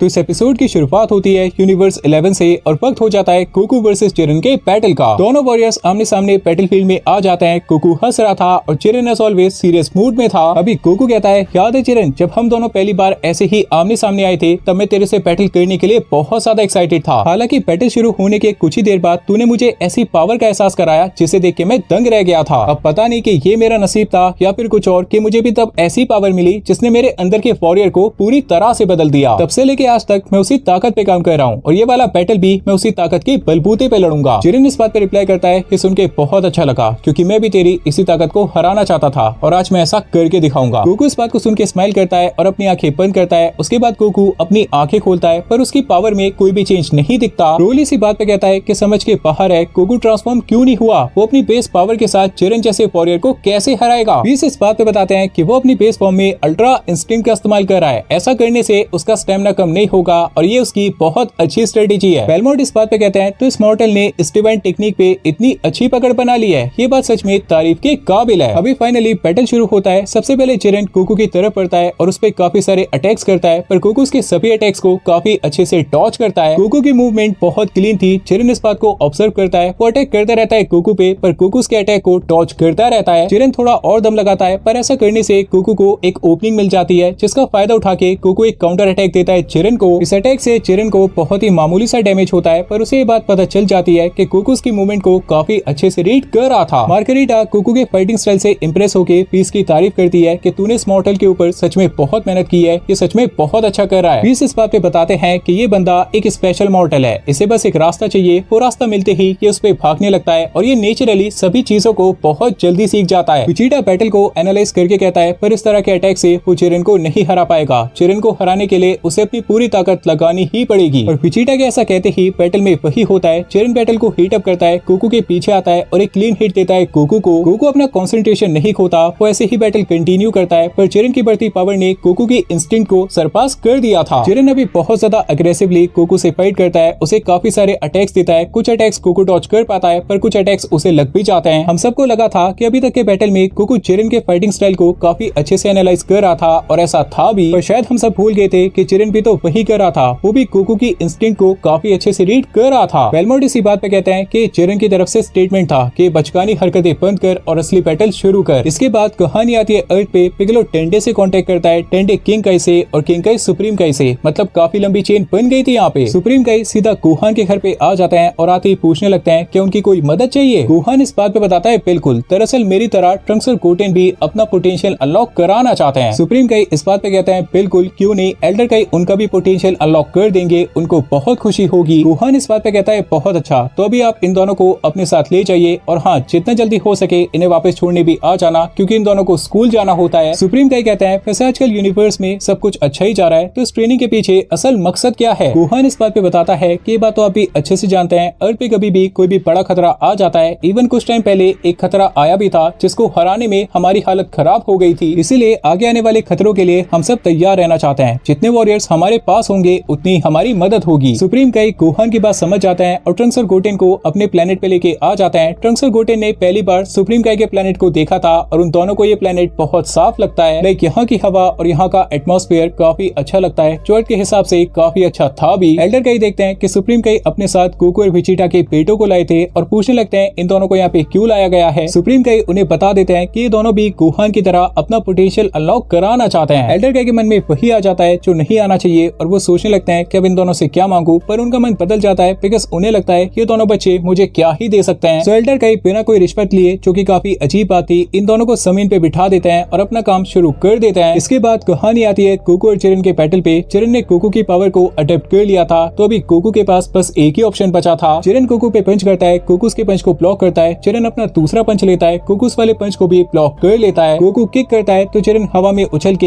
एक फिस्ट बनाते हुए उसको हिट करता है और गोकू नीचे जमीन पे आके स्लैम होता है। बैटलफील्ड में बहुत बड़ा एक्सप्लोजन हो जाता है और इस एक्सप्लोजन के अंदर से perfected ultra instinct Goku Jiren के पेट में एक बहुत ही पावरफुल पंच मारता है। अगर आप सब सोच रहे हैं कि गोकू ने ट्रू अल्ट्रा इंस्टिंक्ट का इस्तेमाल क्यों नहीं किया, तो इस बात को समझना बहुत आसान है। ये कोई जिंदगी और मौत का बैटल नहीं था, ना ही किसी की जान दांव पे लगी थी, जिसकी वजह से गोकू के इमोशंस ट्रिगर हो जाते। सो परफेक्टेड अल्ट्रा इंस्टिंक्ट गोकू आते ही अपना जलवा दिखा देता है। लेकिन अगर बात करें जिरेन की, तो वो इस पंच को खाने के बाद भी हंसने लगता है। उसको देख के ऐसा लगता है जैसे वो इसी पल का इंतजार कर रहा था। जिरेन अपने आप को संभालता है, थोड़ा पीछे हो जाता है। उसके सामने था गोकू, जिसने अपना फाइटिंग पोज लेके रखा था। जिरेन बहुत ही तेजी से, मतलब एकदम इंस्टेंट गोकू के सामने आ जाता है। गोकू रिएक्ट कर पाता, इतने में जिरेन उसके फेस पे एक बहुत ही खतरनाक पंच मारता है। गोकू रिकवर करता है और अपने दोनों हाथों को अपने फेस के सामने ले आता है, बिकॉज हम सब देखते हैं जिरेन ने अपना अगला अटैक ले लिया था, जिसको गोकू ने ब्लॉक किया था। गोकू इंस्टेंटली काउंटर अटैक लेता है और ये वाला अटैक जिरेन को लग भी जाता है, पर मजे की बात ये थी कि जिरेन इस वाले अटैक के इम्पैक्ट को सह लेता है, जिससे जिरेन को एक बहुत अच्छा फायदा होता है। वो अपनी पोजीशन नहीं खोता और उसके पास भी अटैक करने का मौका आ जाता है और वो इंस्टेंटली गोकू पे अटैक करता है। इस वाले अटैक के इम्पैक्ट से गोकू नीचे जमीन पे आके स्लैम होता है और बैटलफील्ड में एक बहुत ही बड़ा क्रेटर बन जाता है। जिरेन फिर से बहुत ही तेजी से आता है, फिर से गोकू पे अटैक करने में कामयाब हो जाता है। इस पर उसे ऊपर की तरफ लॉन्च करता है, देन फॉलो अप करके उसे फिर से जमीन पे स्लैम करता है। अगेन बैटलफील्ड में एक बहुत बड़ा क्रेटर बन जाता है। गोकू फिर से उठता है, पर इस बार जिरेन उसके पीछे से आता है। गोकू पीछे मुड़ता है तो इस बार जिरेन पंचेस की बारिश कर देता है। गोकू अभी बस ब्लॉक करने पे फोकस करता है, बिकॉज़ जिरेन उसे अटैक करने का मौका ही नहीं दे रहा था। वो काफी तेजी से उसकी तरफ आ रहा था। गोकू खुद से थोड़ी दूरी बनाता है, वो पीछे आके हवा में एक फिस्ट मारता है, जिससे एक शॉक वेव बनता है और वो जाके हिट होता है जिरेन को। दोनों वॉरियर्स एक दूसरे से थोड़ा दूर हो जाते हैं। गोकू समझ गया था जिरेन ने उसकी स्पीड को अडेप्ट कर लिया था, और यही तो यूआई की वीकनेस होती है। अगर सामने वाला तेज हो तो वो उस पे भारी पड़ जाता है। इसके बाद कहानी आती है सुप्रीम काई के प्लेनेट पे। एल्डर काई अपना रिचुअल परफॉर्म कर रहे थे और ट्रंक्स और गोटेन उनके अजीब से डांस को देख के हंस रहे थे। कुछ ही टाइम बाद उनका रिचुअल कंप्लीट हो जाता है, पर ट्रंक्स और गोटेन को अपने अंदर कोई भी नई पावर फील नहीं हो रही थी। ये दोनों सोचने लगते हैं कि शायद एल्डर काई को कुछ नहीं आता, और वैसे भी इस तरह के अजीब से डांस से पोटेंशियल अनलॉक कैसे हो सकता है। एल्डर काई दोनों की बात को सुन लेते हैं, गुस्सा हो जाते हैं और कहते हैं एक बार अपनी नई पावर चेक तो करो, फिर मेरे से बात करना। ट्रंक्स और गोटेन को कोई उम्मीद नहीं थी, पर दोनों को एल्डर काई की बात तो माननी थी। दोनों खड़े हो जाते हैं और अपनी पावर इंक्रीज करना स्टार्ट करते हैं। इन दोनों का पावर अप गोहान के पावर अप के मुकाबले और भी ज्यादा था, इसलिए एल्डर काई गोहान के पावर अप के मुकाबले और भी पीछे उड़ जाते हैं। ट्रंक्स और गोटेन की बॉडी के अंदर चेंजेस आने लगते हैं और दोनों ट्रांसफॉर्म हो जाते हैं मिस्टिक सुपर सैयन 4 ट्रांसफॉर्मेशन में। दोनों सेयन्स अपनी नई पावर को देख के हैरान हो जाते हैं, जैसे हम सब हैरान हैं कि यार सुपर सैयन 4 कहां से आ गई। मिस्टिक आनी चाहिए थी पर उसके साथ सुपर सैयन 4 भी आ गई। एल्डर काई और सुप्रीम काई इन दोनों के पास आते हैं और देखने लगते हैं कि यार ये वो पावर तो नहीं है जो गोहान ने अनलॉक की थी, ये तो कुछ नया था। एल्डर काई पूछता है क्या तुम दोनों के पास कोई ऐसी पावर थी जो उस टाइम पे गोहान के पास नहीं थी। ट्रंक्स बताता है बिल्कुल, गोहान उस टाइम पे सुपर सैयन 2 में जा सकता था और हम दोनों सुपर सैयन 3 में जा सकते हैं। एल्डर काई इस बात पे कहते हैं शायद उसी पावर की वजह से तुमने गोहान से भी ज्यादा पावरफुल फॉर्म अनलॉक की। खैर मेरा काम खत्म हुआ, लाओ मेरा इनाम। गोटेन पूछता है कैसा इनाम और एल्डर काई गुस्से में कहते हैं मैंने तुम्हारी इतनी मदद की, उसका कोई इनाम तो मिलना चाहिए ना। सुप्रीम काई बीच में कूद पड़ते हैं और कहते हैं वैसे इन दोनों का स्कूल का टाइम हो रहा है और गोहान ने कहा था जितना जल्दी हो सके इन्हें वापस लेके आ जाना, तो अभी मुझे जाना पड़ेगा। तो अभी सुप्रीम काई ट्रंक्स और गोटेन को अर्थ पे वापस लेके चले जाते हैं। एल्डर काई को पता था ये बच्चे मुझे कुछ नहीं दे पाएंगे, पर फिर भी उन्होंने ऐसे ही बोल दिया बिकॉज़ क्या पता कुछ अच्छा मिल ही जाता। इसके बाद कहानी फिर से आ जाती है गोकू और चिरन के बैटल पे, जिसमें अभी तक के बैटल में चिरन डोमिनेट कर रहा था गोकू को। बेलमोट बताते हैं कि टूर्नामेंट ऑफ पावर के बाद से चिरन ने अपने ऊपर बहुत मेहनत की है और इस बैटल का इंतजार तो वो बहुत टाइम से कर रहा था। मार्गेरिटा बताती है कि चिरन समझ गया था अल्ट्रा इंस्टिंक्ट की बस एक ही वीकनेस होती है, अगर आप यूजर की स्पीड को सरपास कर देते हैं तो बैटल आपके हाथों में आ जाता है। और अभी तक के बैटल में चिरन यही करने की कोशिश कर रहा था, वो गोकू की स्पीड को बहुत अच्छे से अडेप्ट कर रहा था और गोकू को अटैक करने का मौका ही नहीं दे रहा था। अभी गोकू और चिरन आमने सामने थे, दोनों कुछ नहीं बोलते पर एक ही साथ एक दूसरे पे अटैक करने बढ़ते हैं। पहला अटैक तो चिरन लेता है पर गोकू के अटैक को डॉज करते हुए एक ही मोमेंट पे चिरन के चेस्ट पे पंचेस की बारिश कर देता है। ये सभी पंचेस एक ही साथ चिरन को हिट होते हैं पर उसके चेहरे पे कोई भी फर्क नहीं दिखता। गोकू इस चीज को देख के हैरान हो जाता है तो चिरन अपना ब्रूटल पंच मारता है गोकू की चेस्ट पे। गोकू के मुंह से पहली बार ब्लड आने लगता है, वो सांस ले पाता, इतने में चिरन उसके बालों को पकड़ता है और अपने सर से उसके सर पे अटैक करता है। गोकू पीछे आके स्लैम होता है पर चिरन ऑलरेडी उसके पास पहुंच गया था। उसका की अटैक गोकू को लगता है और गोकू फिर से पीछे लॉन्च हो जाता है। गोकू पीछे जाते हुए अपनी सारी ताकत अपने अगले फिस्ट में लगाता है पर इस वाले अटैक को करने के लिए उसे एक प्रॉपर ओपनिंग चाहिए थी। पर अगर बात करें चिरन की, वो फिर से गोकू के पास आ गया था और अटैक करने लगा था, वो मौका ही नहीं देता। अब दिक्कत ये हो गई थी कि गोकू एक हाथ से तो अपना अटैक बना रहा था और दूसरे हाथ से चिरन के अटैक्स को रोकने की कोशिश कर रहा था, पर चिरन जैसे वॉरियर को ऐसे थोड़ी ना रोका जा सकता था। वो फिर से ब्रूटल अटैक करता है गोकू पे। गोकू जमीन पे आके स्लैम होता है, ऑलमोस्ट अनकॉन्शियस हो जाता है। गोकू के हाथ में अभी भी उसकी एनर्जी थी पर चिरन को इस बात से कोई भी फर्क नहीं पड़ने वाला था। वो कहता है ये बैटल खत्म हुआ। चिरन अपना की अटैक बनाता है पर इतने में गोकू की बॉडी के अंदर थोड़े से चेंजेस आने लगते हैं। गोकू अपनी आंखें खोलता है और अचानक से एक बहुत ही बड़ा गोकू चिरन की आंखों के सामने होता है। चिरन को समझ नहीं आता कि अब ये किस तरह का अटैक है या फिर शायद कोई नई टेक्निक है। वो अपना की अटैक सबसे पहले इसी जायंट अवतार पे लेता है पर उसका की अटैक इस अवतार के आर पार निकल जाता है। ये चीज फिर से चिरन को सरप्राइज कर देती है कि यार ये कैसे हो सकता है। ये अवतार चिरन के पास आता है, उसे पकड़ लेता है। चिरन निकलने की कोशिश करता है, अपनी एनर्जी रिलीज करता है पर इससे इस अवतार को कुछ भी नहीं होता। इस अवतार के अंदर से गोकू निकलता है जिसने अपनी फिस्ट में अपना अटैक बनाया हुआ था और ये अटैक चिरन को हिट करने में कामयाब भी हो जाता है। इसके बाद दोनों वॉरियर्स नीचे आके गिरते हैं। चिरन बेहोश हो गया था पर चिंता मत करो, वो मरा नहीं था। ऑब्वियसली मतलब गोकू चिरन को क्यों ही मारेगा, उसने बस ये बात मेक श्योर की थी कि इस वाले अटैक से चिरन नॉकडाउन हो जाए। गोकू होश में था पर अचानक से वो भी बेहोश हो जाता है। तन अचानक से होश में आ जाता है क्योंकि व्हीस ने उसे हील कर दिया था। गोकू उठता है और सबसे पहले उसकी नजर चिरन पे जाती है जो बहुत ही ज्यादा डिसअपॉइंटेड फील कर रहा था। वैसे अगर बैटल की बात करें तो आपने देखा होगा चिरन ने गोकू को पूरी तरह से डोमिनेट किया था, उसने कोई कसर नहीं छोड़ी थी, वो हर तरह से आगे था। पर गोकू का जायंट अवतार आउट ऑफ सिलेबस आ गया और ये बैटल पूरी तरह से पलट गया। चिरन ने उससे भी फाइट करने की कोशिश की थी पर चिरन के किसी भी अटैक का कोई असर ही नहीं हो रहा था, तो बात कैसे बनती। फिलहाल कहानी पे वापस आए तो गोकू चिरन की तारीफ करता है और कहता है वो इस बात को एडमिट करता है कि चिरन ने उसे हर मामले में पीछे छोड़ दिया था। चिरन इस बात पे रिप्लाई करता है कि इन बातों का कोई मतलब नहीं बनता,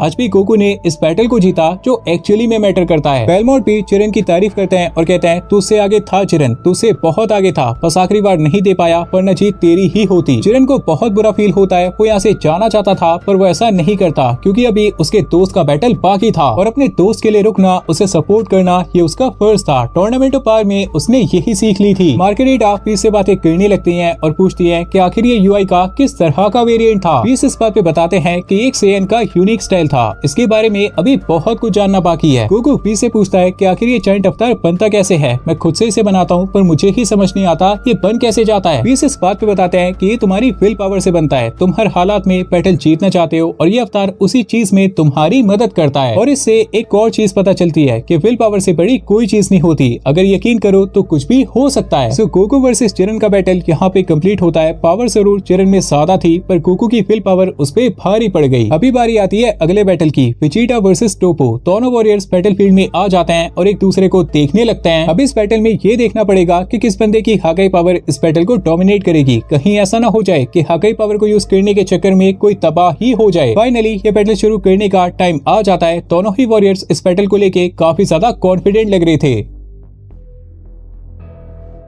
तो इस एपिसोड की शुरुआत होती है यूनिवर्स 11 से और अभी वक्त हो जाता है वेजिटा और टोपो के बैटल का। दोनों वॉरियर्स पहले से ही बैटलफील्ड में आ गए थे और एक दूसरे के सामने खड़े थे। टोपो वेजिटा के नेचर पे कहता है कि तू एक अलग ही बंदा बन चुका है वेजिटा, पहले अग्रेसिव था और अब शांत है। वेजिटा इस बात पर रिप्लाई करता है कि वो पहले वाला अग्रेशन मेरी फाइटिंग में दिखेगा तुझे, बस अब बाहर से नहीं दिखता। टोपो इस बात पे कहता है कि असली पावर अग्रेशन से नहीं जस्टिस से आती है। वेजिटा इस बात पे हंस के रिप्लाई करता है अगर असली पावर जस्टिस से आती है तो टूर्नामेंट ऑफ पावर में तू हार क्यों गया था। टोपो इस बात पे कोई रिप्लाई नहीं दे पाता। रिप्लाई तो तब देगा ना जब कोई रिप्लाई बनेगा, बिकॉज़ वेजिटा ने बहुत सेवेज बात बोली थी यहाँ पे। वेजिटा फिर से हंसता है और कहता है तेरा जस्टिस न तब तुझे बचा पाया था और न आज बचा पाएगा। वेजिटा पावर अप करता है और अभी के लिए ट्रांसफॉर्म हो जाता है super Saiyan blue evolution form में। टोपो इस फॉर्म को देखता है और उसकी यादें ताजा हो जाती है। आफ्टर ऑल वेजिटा ने इसी पावर का यूज करके उसे एलिमिनेशन का रास्ता दिखाया था। अभी टोपो भी पावर अप करता है पर उसकी बॉडी में कोई भी चेंज नहीं आता। शायद उसे ऐसा लगा था कि उसकी ये पावर वेजिटा की इस ताकत को हरा सकती है। फाइनली बैटल स्टार्ट हो जाता है। दोनों फाइटर्स एक दूसरे पे रश करते हैं। दोनों के पंचेस आपस में कोलाइड हो जाते हैं जिसके इम्पैक्ट की वजह से बैटलफील्ड में एक छोटी सी दरार पड़ जाती है। दोनों गायब होकर हवा में आते हैं। दोनों के पंचेस कोलाइड होते हैं, किक्स कोलाइड होती है जिसकी वजह से एनर्जी निकलती है, वो आके जमीन पे हिट होती है और बैटलफील्ड में थोड़े बहुत क्रैक्स पड़ने लगते हैं। गोकू इस बैटल को एंजॉय कर रहा था। वो कहता है कि दोनों ही फॉर्म पे विश्वास नहीं रखते, आते सीधा हैवी अटैक्स, क्या बात है। वेलमोट इस बात को सुनते हैं और कहते हैं कि टोपो अभी होल्ड बैक कर रहा है, वो अपनी असली ताकत से बहुत दूर है। वीरस इस बात पर रिप्लाई करते हैं कि पता नहीं वेजिटा इस बैटल को इतना लंबा क्यों खींच रहा है, वो चाहे तो बहुत आराम से इस बैटल को अभी खत्म कर सकता है। वेलमोट इस बात को सुन के हैरान हो जाते हैं कि क्या सच में वेजिटा के अंदर इतनी ताकत है, पर उन्हें टोपो की पावर पे पूरा भरोसा था, इसलिए वो अभी भी कॉन्फिडेंट थे। बैटल में हम सब देखते हैं फाइनली वेजिटा एक क्लीन हिट देता है टोपो को। काउंटर अटैक करते हुए टोपो अपनी नी मारता है वेजिटा के पेट में। वेजिटा अपनी एल्बो को टोपो के फेस पे हिट करता है, देन किक करके उसे पीछे लॉन्च कर देता है। टोपो पीछे जा रहा था, इतने में की अटैक बना के वो वेजिटा पे हिट करता है। वेजिटा अपने दोनों हाथों को आगे लाता है, उसके अटैक्स को ब्लॉक कर लेता है। टोपो गायब होके एक सेकंड में वेजिटा के पीछे आता है, उसकी नेक पे हिट करने ही वाला होता है पर वेजिटा बिना पीछे देखे उसके अटैक को ब्लॉक कर लेता है। देन पीछे की तरफ एक एल्बो मारता है जो टोपो के पेट में लगती है। उसके बाद पीछे मुड़ के एक किक करता है और टोपो जमीन पे आके हिट होता है। वेजिटा अगर चाहता तो टोपो की तरफ बढ़ के उसे फिर से डैमेज दे सकता था पर वो ऐसा नहीं करता, वो जहाँ पे खड़ा था वहीं पे खड़ा रहता है। बेसिकली ये उसकी तरफ से इशारा था कि टोपो की ये पावर उसका कुछ नहीं बिगाड़ सकती, अगर टोपो चाहे तो कोशिश कर सकता है पर इससे कोई फायदा नहीं होगा। टोपो उठ जाता है, वेजिटा उसके सामने था। अभी टोपो अपनी असली ताकत बाहर लाने लगता है। फाइनली असली बैटल अभी शुरू होगा। इसके बाद कहानी आती है फ्रीसा पे जो फाइनली पीरस के प्लेनेट पे पहुंच गया था। वैसे काफी टाइम लग गया फ्रीसा को यहाँ पे पहुंचने में। फ्रीसा पीरस के प्लेनेट पे अपना पहला कदम रखता है। उसे ऐसा लगा था पीरस उसकी एनर्जी को फील करके खुद से उसके पास आएंगे पर वहाँ तो एक मच्छर तक नहीं आता। फ्रीसा थोड़ा सरप्राइज हो जाता है, देन सीधा प्लेनेट के सेंटर में जाता है जहाँ पर पीरस का कैसल था पर वहाँ पर भी न उसे पीरस दिखते हैं और न ही पीस। फ्रीसा सोचने लगता है कि शायद गलत एड्रेस पे आ गई, यहाँ पे तो कोई भी नहीं है, कि फाइनली उससे कोई मिलने आता है। फ्रीसा देखता है वहाँ पर एक मछली थी और उससे पूछने लगता है कि यही पीरस का प्लेनेट है या फिर वो गलत एड्रेस पे आया है। ऑरेकल फिश बताती है बिल्कुल यही पीरस का प्लेनेट है पर यहाँ पर आना अलाउड नहीं है, अगर पीरस ने देख लिया तो तुम सब तो गए। फ्रीसा कहता है कि बस इतना बता पीरस कहाँ पर है। ऑरेकल फिश बताती है वो तो यूनिवर्स 11 में गए हैं। फ्रीसा पूछता है कब तक वापस आएंगे। ऑरेकल फिश कहती है क्या पता। फ्रीसा भी सोचने लगता है कि क्या किया जाए, तन उसके मन में एक ही जवाब आता है कि इंतजार करने के अलावा और कोई चारा ही नहीं है। ऑरेकल फिश अगेन कहती है कि यहाँ से चले जाओ, लेट मत करो क्योंकि अगर पीरस आ गए ना तो तुम सबके नाम के पहले लेट लग जाएगा। फ्रीसा ऑरेकल फिश को डराता है और कहता है अपनी बकबक से मुझे परेशान करना बंद कर और मेरी नजरों से दूर हो जा। ऑरेकल फिश डर के दूर भाग जाती है जो कि काफी स्मार्ट था क्योंकि पीरस यहाँ पे नहीं थे तो उसे बचाने वाला भी कोई नहीं था। फ्रीसा पूरे प्लेनेट को अच्छे से देखने लगता है क्योंकि कुछ टाइम बाद उसके अकॉर्डिंग ये प्लेनेट उसका ही होने वाला था तो इस प्लेनेट से फेमिलियर होना तो बनता था। इसके बाद कहानी आती है बैटल पे। टोपो पावर अप करता है और फाइनली अपनी डिस्ट्रक्शन फॉर्म में ट्रांसफॉर्म हो जाता है। वेजिटा पावर को देख के स्माइल करता है और अपना फाइटिंग स्टांस ले लेता है। टोपो अपनी जगह पे खड़ा रहता है तो उस पर वेजिटा रश करता है टोपो पे, वो उसके फेस पे एक पंच मारता है पर टोपो इस वाले पंच को हेड ऑन लेता है और उसे कुछ भी नहीं होता। वेजिटा हैरान हो जाता है तो टोपो उसके सर को पकड़ के उसको जमीन पे बहुत ही बुरी तरह स्लैम करता है। वेजिटा का फेस अभी भी टोपो के हाथों में था। वेजिटा की अटैक करता है पर ये सारे की अटैक टोपो को लगते ही अपने आप गायब हो जाते हैं। डिस्ट्रक्शन एनर्जी का कमाल। टोपो वेजिटा को उठाता है, उसको हवा में उछाल के के उसके पेट में एक बहुत ही पावरफुल पंच मारता है। विजिटा पीछे जाने लगता है तो टोपो एक बहुत ही बड़ी हाकाई बॉल बना के उस पे अटैक करता है। बेलमोंट टोपो की ऐसी फाइटिंग को देख के खुश हो जाते हैं और कहते हैं ये हुई ना बात, ये है यूनिवर्स 11 का होने वाला अगला गॉड ऑफ डिस्ट्रक्शन। टोपो की हाकाई एनर्जी से बैटलफील्ड में एक बहुत बड़ा क्रेटर बन गया था। टोपो की नजर इसी क्रेटर पे थी क्योंकि इसी के अंदर विजिटा था। अचानक से इस क्रेटर के अंदर से बहुत ज्यादा अमाउंट में हाकाई एनर्जी निकलने लगती है और इस हाकाई एनर्जी के अंदर से निकलता है अल्ट्रा ईगो विजिटा। टोपो इस चीज को देख के पूरी तरह से शॉक हो जाता है कि यार इसने भी हाकाई एनर्जी को सीख लिया। मार्गरीटा इस बात पे कहती है एक के पास अल्ट्रा इंस्टिंक्ट, दूसरे के पास डिस्ट्रक्शन पावर, आखिर यूनिवर्स 7 में अगला गॉड ऑफ डिस्ट्रक्शन बनने के कितने कैंडिडेट्स हैं? बीस इस बात पे हंस के रिप्लाई करते हैं कि सबसे आगे यही हैं, पर इन दोनों में से कोई भी गॉड ऑफ डिस्ट्रक्शन नहीं बनना चाहता। बेलमोंट कहते हैं इसे जरूर तूने ही सिखाया होगा बीरस। बीरस कहते हैं हाँ यार अपनी तारीफ क्या ही करूं, खुद ही समझ जा, मैंने सिखाया है और कौन ही सिखाएगा। अल्ट्रा ईगो विजिटा टोपो के सामने आ जाता है। टोपो कहता है माना तू भी इस पावर को इस्तेमाल करना जानता है लेकिन मेरी पकड़ इस पे तेरे से बहुत ज्यादा है। विजिटा इस बात को सुन के हंसने लगता है और इंस्टेंटली टोपो के सामने आ जाता है। टोपो इस चीज को देख के पूरी तरह से डर जाता है और थोड़ा पीछे हो जाता है कि अचानक से टोपो को अपनी राइट साइड में से विजिटा की आवाज आती है। भाई कितना डराएगा विजिटा इसे। विजिटा एक छोटे से पत्थर को उठाता है, उसे हाकाई करता है और कहता है जब एक सेयन ऐसी ताकत का इस्तेमाल करता है ना तब ये ताकत और भी ज्यादा खतरनाक बन जाती है। टोपो को समझ नहीं आता विजिटा इतनी जल्दी उसकी साइड में कैसे आ गया। एक पल पहले उसके सामने था और अगले ही पल उसके साइड में आ गया। इससे एक और बात साफ हो गई थी कि अल्ट्रा ईगो फॉर्म में विजिटा की स्पीड भी बहुत ज्यादा बढ़ जाती है। वीरस विजिटा से कहते हैं जल्दी खत्म कर इसे, ज्यादा देर खींचने का कोई मतलब नहीं बनता। मतलब यार क्या ही बात है, वीरस का कॉन्फिडेंस भी अलग ही लेवल। सो अभी अल्ट्रा ईगो विजिटा और हाकाइशी टोपो के बैटल का मतलब कह सकते हैं कि अंत शुरू हो गया था। इसके बाद कहानी आती है अर्थ पे। सुप्रीम काई, ट्रंक्स और गोटेन सीधा गोहान और पिक्कोलो के पास आते हैं। गोहान देखता है कि ट्रंक्स और गोटेन वापस आ गए हैं और उनसे पूछने लगता है क्या दोनों को अल्टीमेट पावर मिल गई। ट्रंक्स और गोटेन स्माइल करते हैं और मिस्टिक सुपर सेन 4 फॉर्म में ट्रांसफॉर्म हो जाते हैं। पिक्कोलो और गोहान दोनों की इस पावर को देख के हैरान हो जाते हैं। उनके अकॉर्डिंग भी ये ताकत कमाल की थी। ट्रंक्स और गोटेन पावर डाउन करते हैं और अपनी बेस फॉर्म में वापस आ जाते हैं। देन गोहान से पूछने लगते हैं उसको ये पावर कैसी लगी। इस बात पे गोहान उल्टा पूछता है कि किस तरह की पावर थी और गोटेन बताता है हमारे पास सुपर सेन 3 फॉर्म थी ना, इसी वजह से पोटेंशियल अनलॉक से हमें और भी ज्यादा बेनिफिट मिला। गोहान इस बात को समझ जाता है और कहता है पावर तो कमाल की है लेकिन एक बात याद रखना, किसी भी पावर को अचीव करना और उसको मास्टर करना इन दोनों में बहुत बड़ा फर्क होता है। इसीलिए जितना जल्दी हो सके इस पावर को मास्टर करो, इसको अपना नेचर बना लो, तभी इसका असली बेनिफिट तुम्हें मिल पाएगा। दोनों सेंस गोहान की बात को समझ जाते हैं और कहते हैं वो दोनों भी पिक्कोलो और गोहान के साथ ही ट्रेन होंगे। इसके बाद कहानी फिर से आ जाती है विजिटा और टोपो के डिस्ट्रक्टिव बैटल पे। विजिटा रश करता है टोपो पे और उसके पेट में एक बहुत ही ब्रूटल पंच मारता है। टोपो काउंटर अटैक करता है पर विजिटा गायब होके उसके पीछे आता है। तेने किक करके उसे पीछे लॉन्च कर देता है। टोपो खुद को संभालता है और सामने की तरफ देखता है और विजिटा उसके सामने ही होता है। I mean, बिल्कुल उसके सामने होता है। कुछ इंच इसका फर्क होगा दोनों में। टोपो घबरा के एक पंच मारता है। विजिटा जानबूझ के इसे अपने ऊपर लेता है। देन बहुत ही आराम से टोपो के हाथ को पकड़ता है, उसे साइड में करता है और एक और ब्रूटल हिट देता है। टोपो जमीन पे खिसकता हुआ पीछे जा रहा था पर अचानक से रुक जाता है क्योंकि उस रास्ते में विजिटा के पैर से बना एक ब्रेकर आ जाता है। टोपो का सर विजिटा के पैर के नीचे था। विजिटा कहता है कि ये बैटल खत्म हुआ, इससे आगे बैटल करने का कोई मतलब नहीं बनता। पर ये बात टोपो के लिए बहुत ज्यादा एम्बैरेसिंग थी। वो अपनी एनर्जी रिलीज करता है जिस वजह से विजिटा पीछे आ जाता है। टोपो अपनी पूरी ताकत लगा के एक बहुत बड़ी हाकाई बॉल बनाता है। विजिटा इसके लिए तैयार था और टोपो अपना अटैक ले लेता है विजिटा पे। विजिटा अपनी एनर्जी इंक्रीज करता है, हाकाई ऑरा उसे सराउंड कर लेता है जिसका फायदा उठा के विजिटा टोपो की हाकाई बॉल के अंदर चला जाता है। देन दूसरी तरफ से बाहर निकलता है और टोपो के फेस पे अपना फाइनल अटैक लेता है। ये अटैक टोपो को लग जाता है, वो पीछे आके स्लैम होता है और अपनी बेस फॉर्म में आ जाता है। विजिटा भी अपनी पावर डाउन करके बेस फॉर्म में आ जाता है। काफी आसानी से विजिटा इस बैटल को जीत जाता है। बाकी सब भी इनके पास आ जाता है। मार्गरीटा टोपो को हील करती है और बात रही विजिटा की, उसे हील की कोई जरूरत नहीं थी। टोपो खड़ा होता है और विजिटा की तारीफ करता है कि सच में विजिटा ये चीज डिजर्व करता था, वो हर मामले में टोपो से ऊपर था। विजिटा भी टोपो से हाथ मिलाता है और उसकी बातों को पूरा सम्मान देता है। पीरस कहते हैं अगर तुम दोनों की ख्वाहिश पूरी हो गई तो चले अब। बेलमोंट कहते हैं अब रुक यार, ये तीसरा तो रह गया और देख डिस्पो भी यहाँ पे आ चुका है। पीरस कहते हैं मैंने कहा था ना अपोनेंट इसके लेवल का होना चाहिए, ये डिस्पो कहीं से भी इसके लेवल का नहीं है। बेलमोंट इस बात पे कहते हैं साथ ही तूने ये भी कहा था कि अपनी पूरी ताकत को कंट्रोल करना नहीं सीखा है, क्या पता ये बात डिस्पो के फेवर में चली जाए। गोकू ब्रोली से कहता है देख यार ये तेरे लेवल का तो कहीं से नहीं है, हो सकता है तुझे फाइट करने में मजा भी ना आए, फिर भी अगर तू बैटल करना चाहता है तो कर सकता है। ब्रोली मान जाता है क्योंकि अभी इतना दूर आया था तो कुछ तो करना ही था। सो अभी ब्रोली और डिस्पो बैटलफील्ड में आ जाते हैं। डिस्पो अपनी स्पीड दिखाता है और ब्रोली पे अटैक करता है। ब्रोली उसके हाथ को पकड़ के उसे पीछे फेंक देता है। डिस्पो को समझ नहीं आता ये क्या था, उसे अपनी बेइज्जती सी फील होती है जो कि थी भी। वो और भी ज्यादा तेजी से ब्रोली की तरफ बढ़ता है पर अपना अटैक लेने से पहले ब्रोली का पंच खा के फिर से वापस आ जाता है। इसको अपनी पूरी स्पीड दिखाता है और ब्रोली के चारों तरफ बहुत ही तेजी से भागने लगता है। शायद ब्रोली को ट्रिक करना चाहता था, लेकिन जैसे ही अटैक करने आता है ब्रोली फिर से उसके हाथ को पकड़ता है और इस बार एक बहुत ही हैवी पंच के साथ इस बैटल को खत्म कर देता है। हाँ मतलब यार क्या ही होना था इस बैटल में, मैं क्या ही दिखा सकता था। बैटल न कंसीडर करके इसको एक मजाक भी कंसीडर किया जा सकता है। वीरस भी इसी बात को कहता है, मैंने कहा था अपोनेंट इसके लेवल का होना चाहिए। अब ये बैटल था या फिर मजाक था, इस बात का अंदाजा तो खुद ही लगा सकता है। बेलमोंट इस बात पे कहते हैं, शायद तेरी बात सही थी, अगर इसे अपनी पावर पे पूरा कंट्रोल होता तो आज इसके सामने मैं खड़ा होता। ब्रोली और डिस्पो इन सब के पास आ जाता है। ब्रोली गोकू और विजिटा से कहता है ये बहुत तेज था, खास करके बाद में तो और भी ज्यादा तेज हो गया था। विजिटा इस बात पे रिप्लाई करता है और शायद इसी वजह से ये बैटल भी काफी तेजी से खत्म हुआ। क्या बात है विजिटा अगेन सैवेज। जिरेन यहाँ से जाने लगता है पर गोकू से रोकता है और पूछने लगता है तो फिर अगली मुलाकात कब होगी। जिरेन इस बात पे रिप्लाई करता है कि जब भी तेरा मन करे बुला लियो, मैं आ जाऊंगा। ऐसा कहकर जिरेन यहाँ से चला जाता है। बेलमोंट टोपो से कहते हैं कि आज के बैटल में तेरी बहुत सी कमियां बाहर आई हैं, उन सबको दूर करना होगा। टोपो इस बात पे कहता है बिल्कुल, और जितना जल्दी हो सके मैं सब कमियों को दूर करके दिखाऊंगा। वीरस गोकू और विजिटा से कहते हैं कि अब तो तुम दोनों की ख्वाहिश पूरी हो गई या फिर कुछ और करना बाकी है यहाँ पे, चलो निकलते हैं। बेलमोंट कहते हैं मैंने सुना था तुम सेंस खाने के बहुत दीवाने होते हो और साथ ही ये दोनों भी खाने के शौकीन है, तो क्या कहते हो यूनिवर्स 11 की सबसे लजीज चीज खानी है। गोकू इस बात पे कहता है अरे आपने तो मेरे पेट की बात छीन ली, सच में बैटल करने के बाद से बहुत भूख लगी थी। वीरस कहते हैं चलो यहाँ पे आने का कुछ फायदा तो हुआ, आखिरकार कुछ बढ़िया सी चीज खाने को मिलेगी। सो भी ये सब एक बहुत ही बढ़िया सी दावत का मजा उठाते हैं। अगर तीनों सेंस के बैटल को एनालाइज करके देखा जाए तो बस एक ही बैटल देखने लायक था। गोकू वर्सेस जिरेन के बैटल में बहुत सी चीजें देखने को मिली थी। एक पॉइंट पे तो ऐसा लगा था जिरेन इस बैटल को जीत ही जाएगा, पर अचानक से एकदम से बैटल पूरी तरह से पलट गया। विजिटा और टोपो का बैटल इतना डीप नहीं जा पाया बिकॉज अल्टर ईगो फॉर्म के सामने हाकाइशियन फॉर्म कुछ भी नहीं थी। विजिटा ने बहुत ही आराम से टोपो को हरा दिया था। और अगर ब्रोली और डिस्पो की बात करें तो इस पे तो डिबेट हो सकती है कि क्या इसको एक बैटल कंसीडर किया जाना चाहिए या फिर नहीं। खैर अभी यूनिवर्स 7 से आए सभी मेंबर्स की मेहमान नवाजी पूरी होती है और सभी यूनिवर्स 7 में जाने के लिए तैयार हो जाते हैं। बेलमोंट वीरस से कहते हैं कि अगर ये मॉर्टल्स इसी तरह से आगे बढ़ते रहे तो जल्दी हम सभी गॉड्स ऑफ डिस्ट्रक्शन की वैल्यू पूरी तरह से खत्म हो जाएगी। वीरस इस बात को सुन के हंसने लगते हैं और कहते हैं तो फिर एक काम कर सकते हैं, तू भी ट्रेनिंग शुरू कर दे और मैं भी कर देता हूँ। वीस अपना ट्रांसपोर्टेशन क्यूब बनाते हैं। यूनिवर्स 7 के सभी मेंबर्स इसके अंदर चढ़ जाते हैं और ये क्यूब वापस आने के लिए रवाना हो जाता है। हालांकि ये बात इनमें से किसी को भी नहीं पता थी कि इन सब के वहाँ पहुँचते ही इन सबको एक सरप्राइज मिलने वाला था, बिकॉज एक बंदा इन सब का इंतजार बहुत ही बेसब्री से कर रहा था। फाइनली कुछ ही टाइम बाद वो पल आने वाला था जिसका इंतजार हम सब बहुत ही बेसब्री से कर रहे थे। फाइनली हम सब पीरस को बैटल करता देखेंगे, लेकिन क्या पीरस इस बैटल में इंटरेस्ट दिखाएंगे, क्या इस बैटल को करने के लिए राजी हो जाएंगे, अब ये तो वक्त ही बताएगा।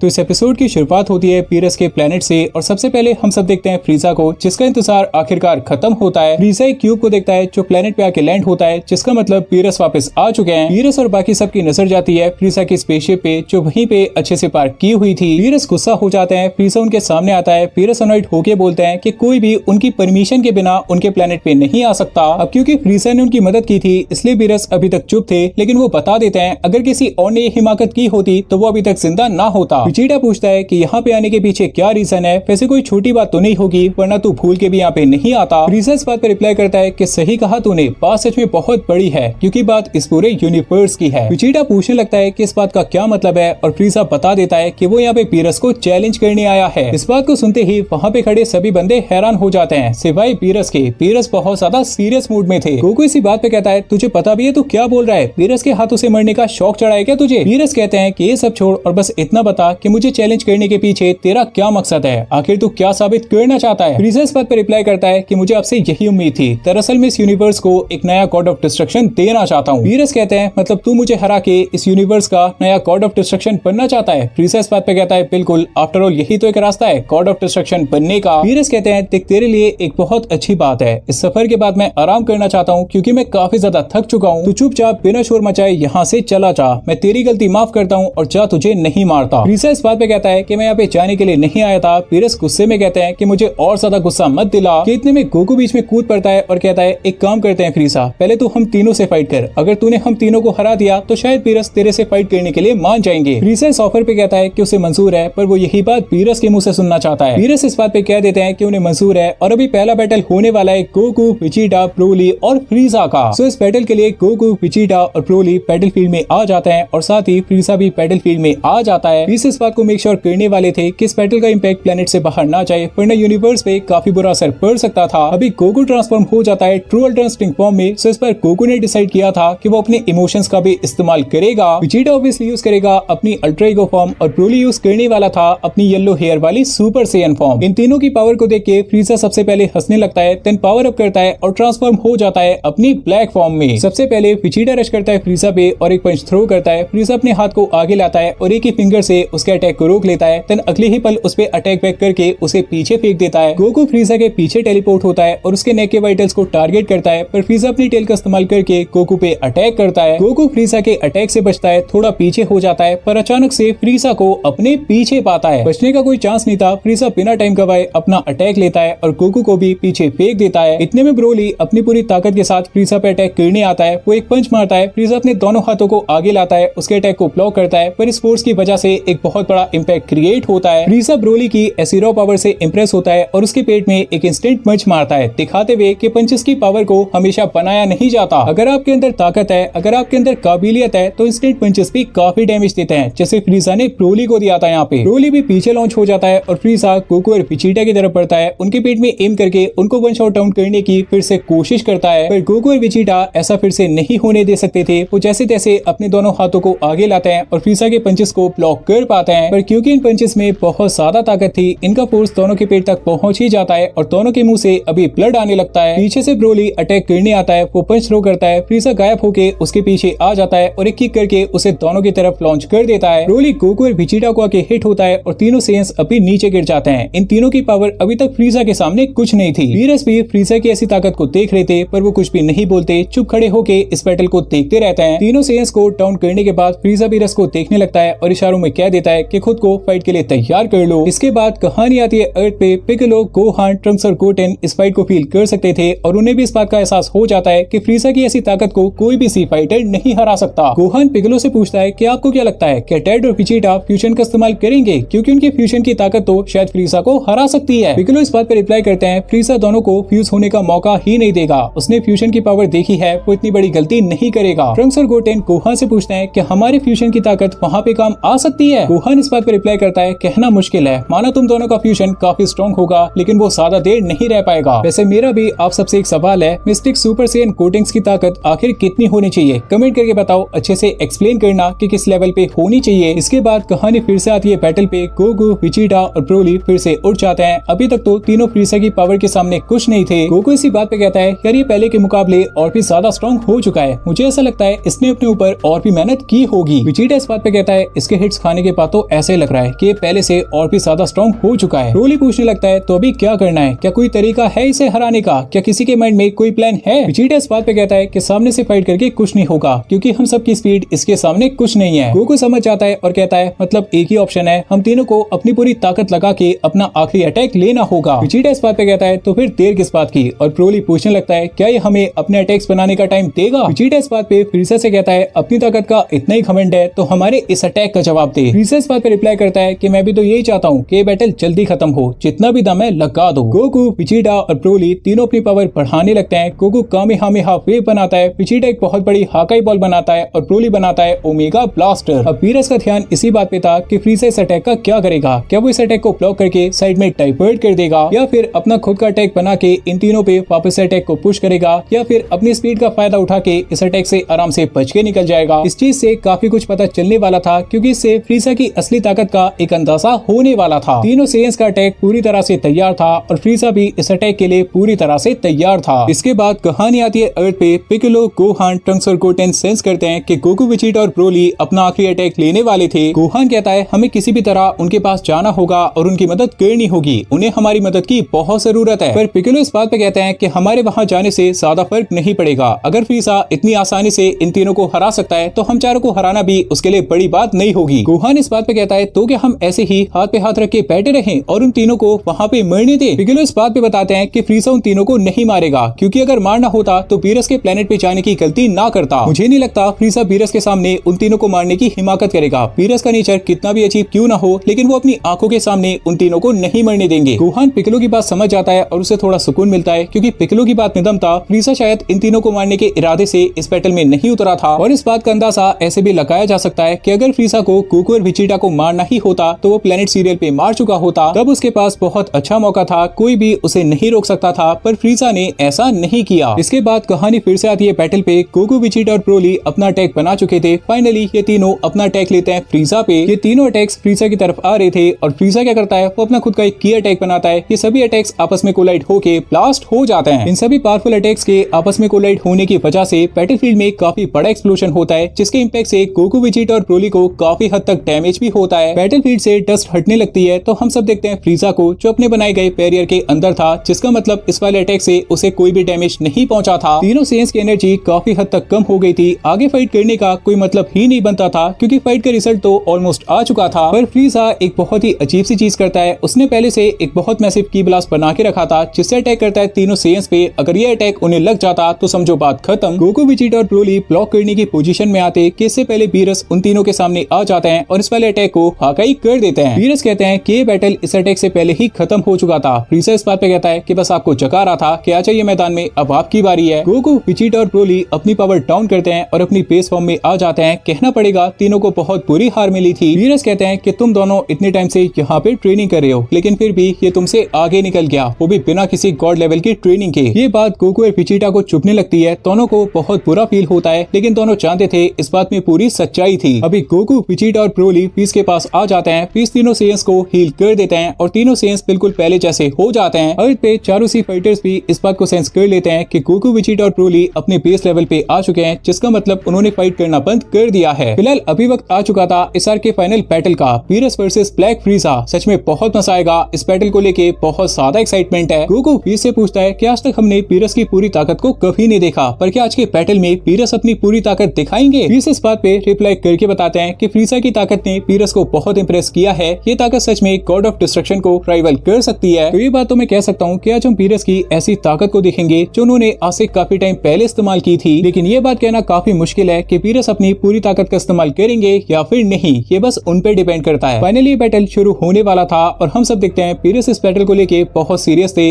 पहली बार हम सब ने बीरस को किसी बैटल के लिए इतना सीरियस देखा था। और बात रही फ्रीजा की, वो तो हंस रहा था क्योंकि उसे अपनी ताकत पे पूरा भरोसा था। उसे यकीन था आज उसका सपना पूरा होगा, ये पूरा यूनिवर्स उसके हाथों में होगा। बैटल अभी शुरू होता है। फ्रीजा अपनी पूरी ताकत के साथ अपनी पूरी स्पीड में एक पंच बना के रश करता है बीरस पे। बीरस अपना हाथ आगे लाते हैं और उसके पंच को ब्लॉक करते हैं। देन अपना सिग्नेचर फ्लिक वाला अटैक लेते हैं फ्रीजा पे। फ्रीजा थोड़ा पीछे हो जाता है, पर पीछे जाते जाते एक की अटैक लेता है बीरस पे, पर बीरस अपने हाथ से उस अटैक को साइड में डाइवर्ट कर देते हैं। इतने में फ्रीजा उनके पीछे टेलीपोर्ट होता है और काफी सारी किक्स करता है, पर बीरस इन सभी किक्स को काफी आसानी से डॉज करते हैं। फ्रीजा एक हैवी पंच थ्रो करता है, पर बीरस इसको डॉज करते हुए थोड़ा पीछे हो जाते हैं। फ्रीजा सीधा उनकी तरफ बढ़ता है, पर बीरस अपनी टेल का इस्तेमाल करके उसके फेस पे अटैक करते हैं। फ्रीजा थोड़ा पीछे आ जाता है, उसको थोड़ा बहुत डैमेज भी होता है, पर अभी भी वो हंस रहा था। उसको अपनी ताकत पे पूरा भरोसा था। इस बार बीरस सर्च करते हैं फ्रीजा पे, उसको पंच करते हैं, पर फ्रीजा अपनी एल्बो से उनके पंच को काफी आराम से ब्लॉक करता है। बीरस किक करते हैं, फ्रीजा नीचे बैठ के उसको डॉज करता है। बीरस अगेन पंच करते हैं, तो फ्रीजा अगेन अपनी एल्बो से उस पंच को ब्लॉक करता है। देन फ्रीजा और बीरस एक साथ पंचेस मारते हैं। दोनों के पंचेस कोलाइड हो जाते हैं, जिस वजह से बैटलफील्ड में बहुत बुरा असर पड़ता है। इसके बाद दोनों एक दूसरे से थोड़ा दूर हो जाते हैं। दोनों की पावर अभी तक के लिए तो बराबर सी लग रही थी। विचिटा कहता है यकीन नहीं हो रहा फ्रीजा सच में ऐसी ताकत अचीव कर सकता है, हम सब उससे बहुत पीछे हो चुके हैं। गोकू इस बात पे कहता है एक और बात नोटिस की तूने, फ्रीजा को देख के लगता ही नहीं है कि वो थोड़ा बहुत भी थका है, शायद उसने इस ताकत को मास्टर कर लिया है। बीरस भी फ्रीजा की तारीफ करते हैं और कहते हैं एक मॉर्टल के लिए ऐसी ताकत अचीव करना सच में बहुत बड़ी बात है। यार कहना पड़ेगा बीरस के मुंह से तारीफ सुनना सच में बहुत बड़ी बात होती है। गोकू और विचिटा को भी बहुत कम कॉम्प्लीमेंट्स मिले हैं और ऐसा तो शायद कभी नहीं मिला। फ्रीजा इस बात पर रिप्लाई करता है कि तारीफ के लिए शुक्रिया, पर मुझे आपकी तारीफ नहीं आपकी जगह चाहिए। वैसे यार कहना पड़ेगा इस बात के लिए भी फ्रीजा की तारीफ बनती है, बहुत दम चाहिए ऐसी बात कहने में। बीरस इस बात पे कहते हैं बस यही गलती की तूने, तो अपने आप को साबित करना चाहता है, बहुत अच्छी बात है, पर एक गॉड ऑफ डिस्ट्रक्शन को चैलेंज करके अपने आप को साबित आज तक कोई नहीं कर पाया। वैसे इस बात से एक और बात पता चलती है कि पहले भी काफी लोगों ने गॉड ऑफ डिस्ट्रक्शन को चैलेंज किया होगा, लेकिन आज तक कोई भी उनको बैटल में नहीं हरा पाया। फ्रीजा इस बात पे कहता है कि इतिहास बदलने में ज्यादा टाइम थोड़ी ना लगता है, आज इसे भी बदल देते हैं। फ्रीजा अपनी एनर्जी इंक्रीज करता है, उसकी ताकत मैसिव लेवल्स पे जाने लगती है। बीरस भी इस बात को देख के हैरान हो जाते हैं कि यार इस बंदे के अंदर अभी और भी ताकत है। फ्रीजा अपनी असली ताकत के साथ रश करता है बीरस पे, इंस्टेंटली उनके पास पहुंच के पंचेस की बौछार कर देता है। बीरस उसके पंचेस को ब्लॉक कर रहे थे, पर अभी उनके रिएक्शन को देख के ये बात साफ हो गई थी कि उन्हें थोड़ी बहुत तकलीफ हो रही थी। इसी बात का फायदा उठा के फ्रीजा फाइनली एक ब्रूटल पंच मारता है बीरस के पेट में। गोकू, विचिटा और ब्रोली इस बात को देख के कम्प्लीटली ब्लैंक हो जाते हैं, क्योंकि एक क्लीन हिट था और साथ साथ ही काफी ज्यादा पावरफुल भी था। वीरस भी इस तरह की पावर को देख के इम्प्रेस हो जाते हैं, क्योंकि शायद ही आज तक उन्होंने किसी ऐसे मॉर्टल से फाइट की थी जिसके अंदर इतनी ताकत थी। और यार कहना तो पड़ेगा ना कि फ्रीजा ने सच में कमाल कर दिया था। मतलब यार इस बंदे ने पीरस तक को हैरान कर दिया था। हालांकि ये कहना मुश्किल था कि पीरस के अंदर अभी और कितनी ताकत बची थी। बैटल पे वापस आते हैं, फ्रीजा अपना पंच लेने के बाद एक किक करता है और पीरस को पीछे लॉन्च कर देता है। पीरस पीछे आके स्लैम होते हैं, अपने आप को संभालते हैं। फ्रीजा भी हंस रहा था और अपने सपने को अभी से जीने लगा था।